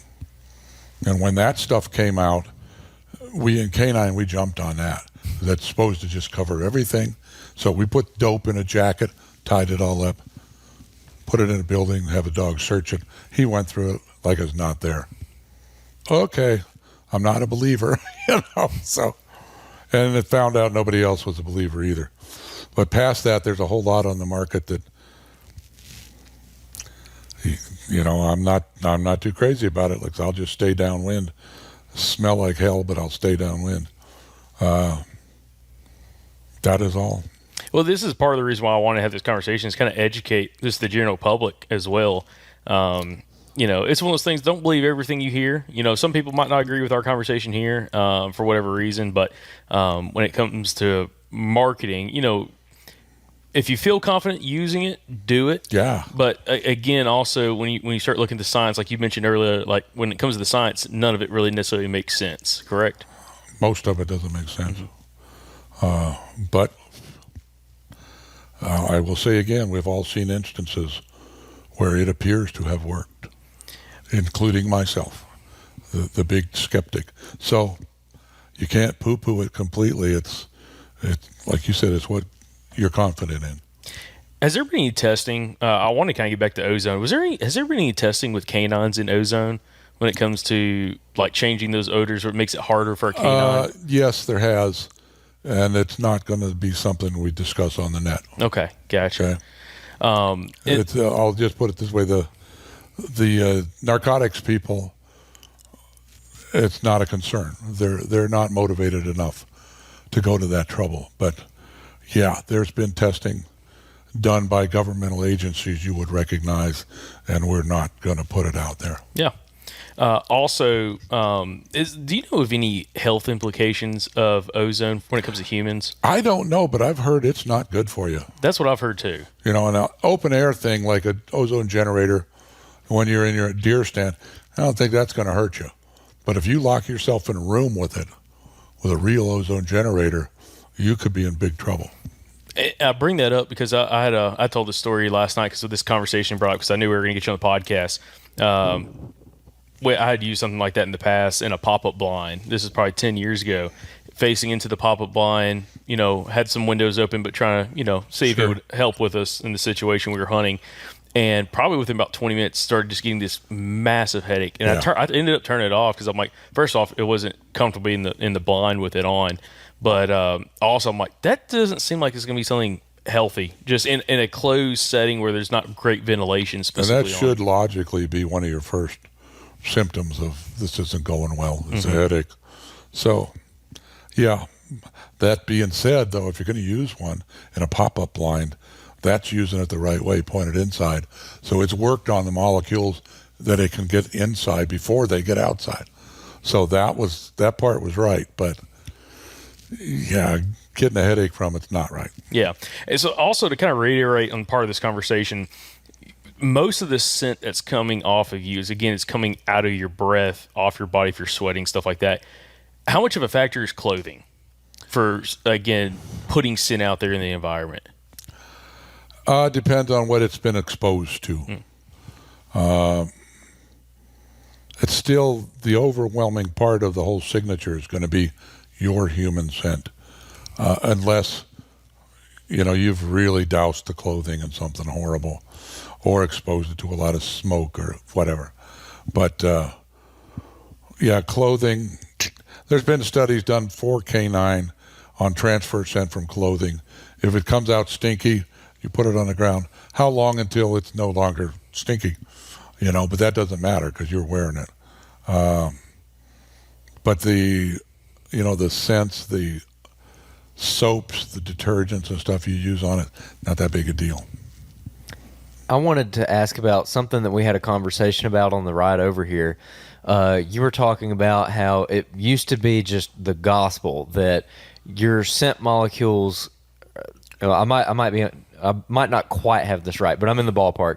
It's essentially like your dead skin cells shedding off of you. Yeah, it's different than molecules. So can you walk me through that, how that's kind of almost been debunked? Yeah, those are called skin rafts, which is epidermal cells that you shed at the rate of 500,000 a day. And in canine, search and rescue, in some places to this day, that's taught as the gospel as far as what the dogs are actually tracking on a human track. Our research shows that from the time you shed that cell, 0.3 seconds, it gets attacked by bacterial, VOCs. And by the end of 10.3 minutes, it's gone. It's been consumed. It literally ceases to exist. So it is not a part of your scent signature on a track, unless you have a really quick response time. All right, this one can kind of ruffle some feathers because a scent control discussion. Some people love scent control, some people don't like it so much. One thing I can't remember if it was in this clip or not, but one thing Tom said in the full-length episode is that if you use scent control and you're confident in scent control and you like scent control, then keep doing it. Because while their studies show you can't eliminate your scent, that's not to say that maybe you can't make it smell like you're further away, or you can lighten the load of your scent to maybe they just don't spook as bad or something. So all that to say, if you're doing it, we're not saying like, don't do it. Well, he said also if it gives you confidence, keep doing it. Because if you're hunting with confidence, you're probably going to be more successful than if you're like, I don't really know what I'm doing. Yeah. So again, the whole thing about that conversation when it comes to scent control, if you've had confidence, it gives you confidence when you go and hunt. You're still hunting smart, playing the wind and all that kind of stuff. It's not hurting you at that. And it's giving you the confidence to go out there and be more focused in the tree, be more focused in your scouting and everything. It's going to make you more successful in the long run because you're just more focused with what you're doing. So not trying to bust your bubble, but again, if you like it, keep doing it. The studies and the science don't back it up, but that doesn't mean you're not going to hunt confident by doing so. One thing that I took out of Tom's episode that I might have talked about this on a podcast already, but this early season specifically, I was hunting down in a lot of bottoms, just little hardwood drainages running through pine thickets, and the wind down there was just awful. But what do you mean by awful? It would swirl. So what I try to do when I'm hunting down in bottoms and stuff is I try to line up the wind where the wind is coming straight down that bottom. So if it's a north wind, I want a north-south running bottom. The only caveat to that is if that bottom runs up and there's a big steep ridge behind it, that even if that wind is running down that bottom, when it hits that ridge, it's going to roll back and it's going to roll through there. So one thing that Tom talked about is that the scent molecules that are falling off of us right now last like 15 minutes in the environment, roughly. So when I was hunting these spots, one thing I noticed this early season was when I would get a gust of wind, and that wind would just, I call it toilet bowling, like it just swirls in there, and it basically just fills that bottom up with my scent. It'd be like a gust of wind. It would last like 1 minute. And then I'm sitting there, and then 10 minutes later, no wind, or like the wind is fine, and then some does start coming from upwind of me. They would get into that bottom and they would bust. And I'm like, well, that must be what Tom was talking about. That must be where my scent lasts about 15 minutes. The wind gusted 5-10 minutes ago, and it just hasn't dissipated yet. So when they came down in here, even though the wind seems like it's in my favor, they still smelled me. And so then when I was hunting those spots, I'm like, well, so then I started looking at the wind gust, because like if you look at like Apple Weather or Ventusky or whatever, and probably other weather apps, you can see the wind speed, but then also the gusts. And I was looking at that, and I was like, well, if it's saying it's going to be really gusty from like daylight to 10 a.m., I probably just can't hunt it. But if I get a gust an hour, you know, that's pretty good, because even though when that wind gusts and it fills that whole thing up with my scent, as long as the deer doesn't come within 15 minutes, I'm good. So it depends on how often the wind was gusting. And so I started implementing that, and it worked. I mean, it worked. I couldn't believe it. So that was one thing that from Tom's episode that I was actually able to apply, where it wasn't just like scent control doesn't work. That was actually a tip that I took from that episode that I've applied that has worked for me. So that's something you can just take into consideration with all these other guys we talked about. When you're finding spots and you're picking trees and everything and you're wind mapping, just kind of keep that in the back of your head, because it might come in handy where you think you maybe can't hunt a spot, but you might be able to. You might be able to get away with it. I mean, that's a little complicated to think about it in that way, but it paid off for me this year. By the way, clarification, and Tom talks a little bit about this, I know, in the full-length episode. When people think of scent, a lot of times they think of like their breath through their mouth. That's one way. Also, you shedding skin cells, which you constantly are doing, is another way. And also, when you're breathing through your nose, if you're alive, you're producing scent. And that's one of the issues he was talking about with a lot of products that are products you spray on you. That's doing one thing, but it's not helping anything with your respiration through your nose, because you're constantly pouring more and more scent out, which if you spray your clothes, even if it helped, it's not actually doing anything for you when it comes to your overall breath. Just breathing. If you want to go out there with a respirator or something, maybe that'd help. I don't know. It's going to make people start spraying scent lock up their nostrils. No, I do not recommend that. I do not vouch for you to do that. But again, that's the thing. You're constantly producing odors.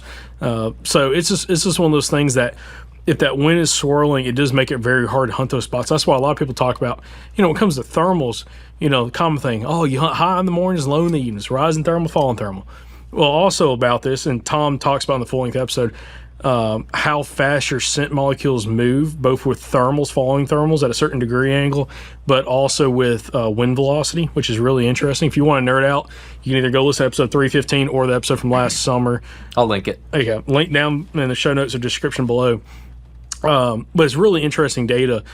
But that's the challenging aspect of it, which actually, when you listen or watch that episode, you come out like, how the heck do we kill a deer?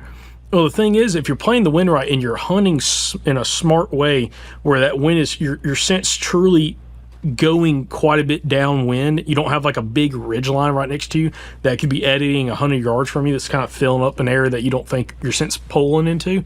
You can have tons of success. It just makes it really hard when you're hunting these little tight spots. And also, that's what I was going to say about rising, falling thermal. In the mornings, you don't have a rising thermal to that ground. The ground around you heats up. So in flatland and big open woods, it might heat up within 30 minutes of daylight if the sun can hit the ground, the forest floor, or if you're hunting a big field or something. But if you're on like a side slope, like a western facing slope, and it's a morning hunt, you might not have a rising thermal until 11 o'clock in the morning, because it can't heat that side of the ridge up. So you got to really be careful with that. Same thing in the afternoons. Eastern facing slope in the afternoon is going to have a falling thermal a lot earlier in the afternoon than a western facing slope. There's a lot of factors there. North, south facing slopes, same kind of thing. But it's just, I love Tom Brownlee because he's a scent nerd. I mean, if that's your thing, it's a very popular episode, and it's one of those things that takes more consideration of how you should approach certain things, which goes back into like Aaron Warbritton talking about earlier. Again, how do you pick out your tree? How do you pick out your entrance and exit route? How do you analyze everything to get the most out of that sit? Tom Brownlee kind of feeds into that as well. So Yeah, another big takeaway from his, by the way, and this is in his full-length episode too, which, by the way, all these are full-length podcast episodes. We've been cutting clips out of them, but you can go listen to all these. We're going to link all of them in the description. So if these episodes really trip your trigger, bookmark this video, and I'll link them on the description. Go back and listen to the full interviews with each of these guys. Another big takeaway from Tom specifically is the scent that sticks around and really matters is your ground scent. And your ground scent's not what you think it is. Your ground scent, like we said, the scent molecules falling off of you that are going to last 15 minutes or whatever. But when you step on a bunch of grass and you crush that grass and you kill that grass, that the dead grass, the bacteria that's like attacking the cracks and the breaks in the grass is going to last a lot longer, like days in some cases. So that's going to be what sticks around. And so that, for me, that just informed me. I'm like, well, if I'm going in and out of a spot a whole bunch, then at least what I try to do is if I'm going to walk in and out of this spot, I'm going to try to walk roughly the same path every time. So I'm not laying a track of ground scent going in this way, and then I'm coming out that way, and then the next time I go in, I'm coming in this way, and I'm just like tracking up those woods. Because I'm like, if I just walk in and out one way, whether or not a deer crosses that path, you know, whatever the odds of that are. But if I go in 4 or 5 different ways over a couple weeks, then that's just more paths that they have a chance to cross and potentially get wigged out, you know. And Tom also talks about certain weather conditions make it better for scent to stay around and be able to be picked up and detected a lot easier than others, which he was talking about kind of cool, humid air, moist air, which we have a lot down here. It's also been hot and muggy. But it's and also when you said ground scent, it's like that ground disturbance, you stepping on and disturbing that ground. Your foot is bigger than anything else out there, unless y'all been seeing Sasquatch, which I ain't seen yet. You're making a huge disturbance with your boots walking in, and that's what they're keying in on. But it's also, I've seen it in some of those conditions where it's like warm, dry conditions that aren't great for scenting. Walk in, deer walk right by it and not pick up on that not on that ground disturbance, which makes it a little bit harder for them to smell in those circumstances. But yeah, the ground disturbance is huge. He also talked about like cutting limbs and stuff like that. It leaves a lot of disturbance in the air for a long period of time. But yeah, Tom's a great guy. You can learn a lot from him, and just taking kind of consideration of how you're approaching your spots, how you're setting up, and make you think a little more analytically of what you could do in order to put yourself in the right position with the right conditions that gives you the right opportunity at that deer. Yeah, the good thing about him is in that episode, that information is that scent, he kind of demystifies it a little bit. Like, if you understand what scent is actually doing and how you are getting smelled by deer, like what are the mechanisms there, it just helps you understand it more so you can use it to your advantage even further. Mm-hmm. But Thomas, you a big scent control guy? No, just play the wind. Just go out there and hopefully they don't smell me. Yeah. Yeah, dude. He's pumping gas in his hunting clothes. Well, dude, we grew up. I mean, Thomas was a little young, but I think you did too, like hunting with, Anthony and stuff. Yeah, they were. I mean, he used to be I mean, he may still, but I ain't hunted with Anthony in a while now. But we used to, like, you had your hunting clothes in a tote, like a plastic tote. They'd go in the back of the truck. You just wore like some normal clothes. We get to the farm, you get out. It don't matter how cold it is, you're getting dressed outside. And you're changing into your hunting clothes, get everything all situated, and then walk to your tree. When you come back, you change back out of it, stick it back in the tote, and then roll on. And now I just wear mine wherever. Yeah. Oh, dude.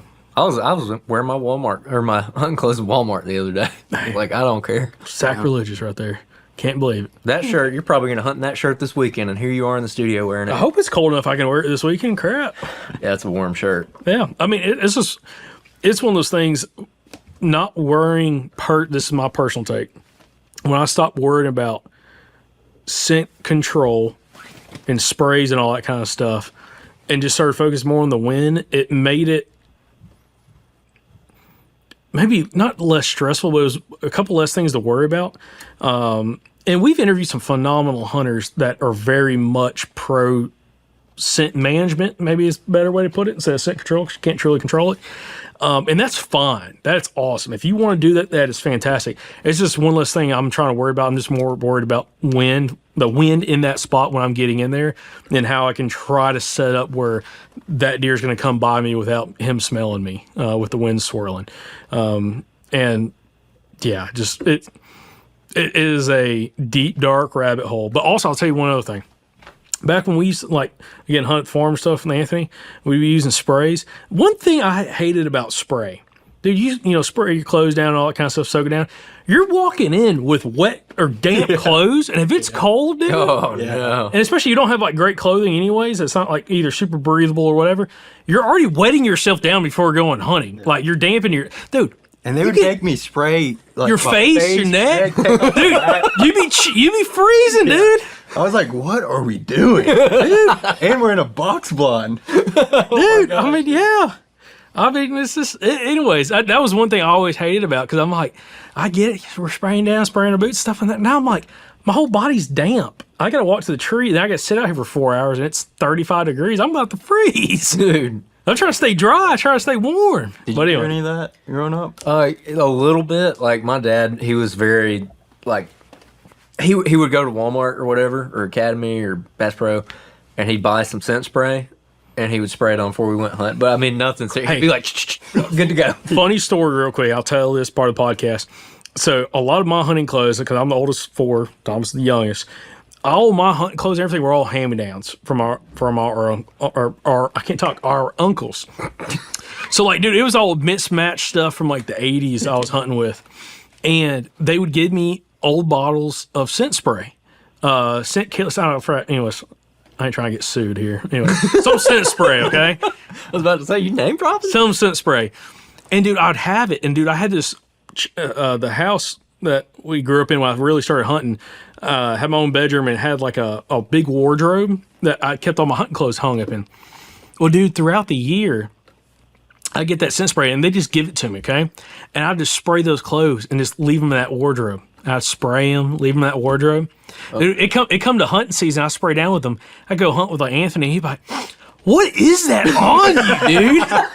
He's like, "What is that smell?" I'm like, "Oh, I spray myself down." And first off, I mildewed the clothes because I'd spray them and leave them in like a closed air environment. Okay, so they were mildew, real bad. And then also that scent spray, after like I'd had some for like 2 or 3 years, like the bottle open, it started smelling funky, dude. And I was spraying that stuff on me, dude. It was bad.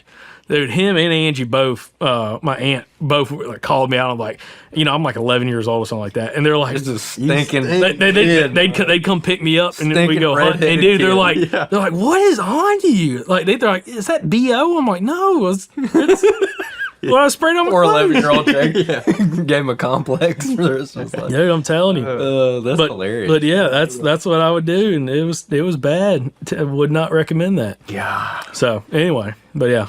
Well, Tom Brownlee's a great guy. Go watch the episode or listen to the episode. like I said, we got all these linked in the description, so y'all go watch them.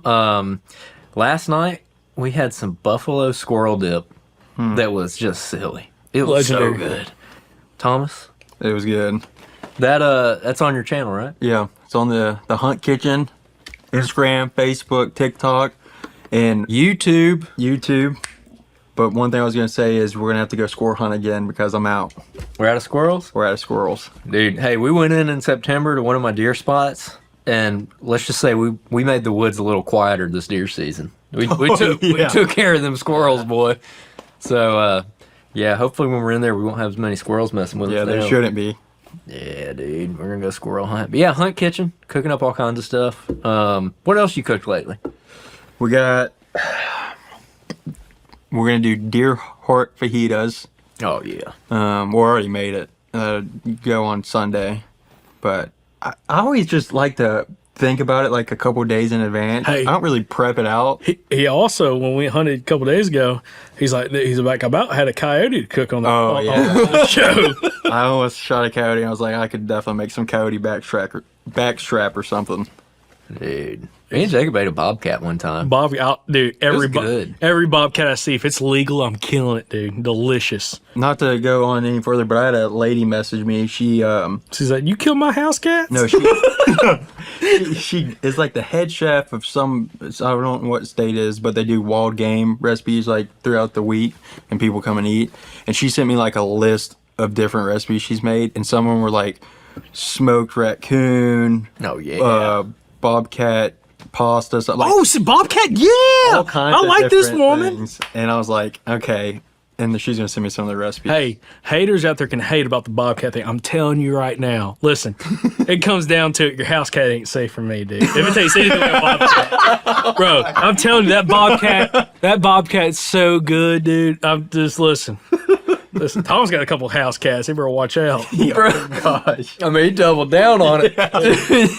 Hide your cats. Hide your cats, baby. Yeah, if any listeners in Listen, we'll go to Alabama- Vietnam right now, bro. I'll be home. All right, so we got to cook a bobcat. Yeah, I was gonna say if anyone in Alabama sees a bobcat, shoots it, donate. Donate a bobcat. Donate it. Because I'm gonna. If I see a bobcat, I'm shooting it. But 100%. if anyone out there sees one, local, I'll Dude, drive, pick it up. Instead of chicken Alfredo, it's bobcat Alfredo. Dude. Hey, Andrew ate it. It's good. it was dude. good, man. It really was. It's like we've had mountain lion too. Mountain lion is delicious. Yeah. There wasn't no southern Black Panther, but it was pretty good. Michael Perry himself. Thought y'all were gonna bring some pheasant home from Iowa, but sadly, Man, we could have. We were chasing big deer. That's my thing. Like Andrew's like, oh man, we'll take it. I'm like, listen, I should have not brought the shotgun. I might have jinxed myself a You little. jinxed it. Because like, if you go on those hunts, you better be focused. The task at hand, which is trying to kill a deer. And then after that, it's like, dude, if we need to go to a pawn shop and go buy $100 shotgun, we'll go do that and go buy some shells, dude. All right, everyone. Yeah, y'all got anything else? No, appreciate everybody watching the podcast. Thank y'all for listening. We'll catch you back here in the next episode from Southern Outdoorsmen. And remember, guys, y'all stay Southern.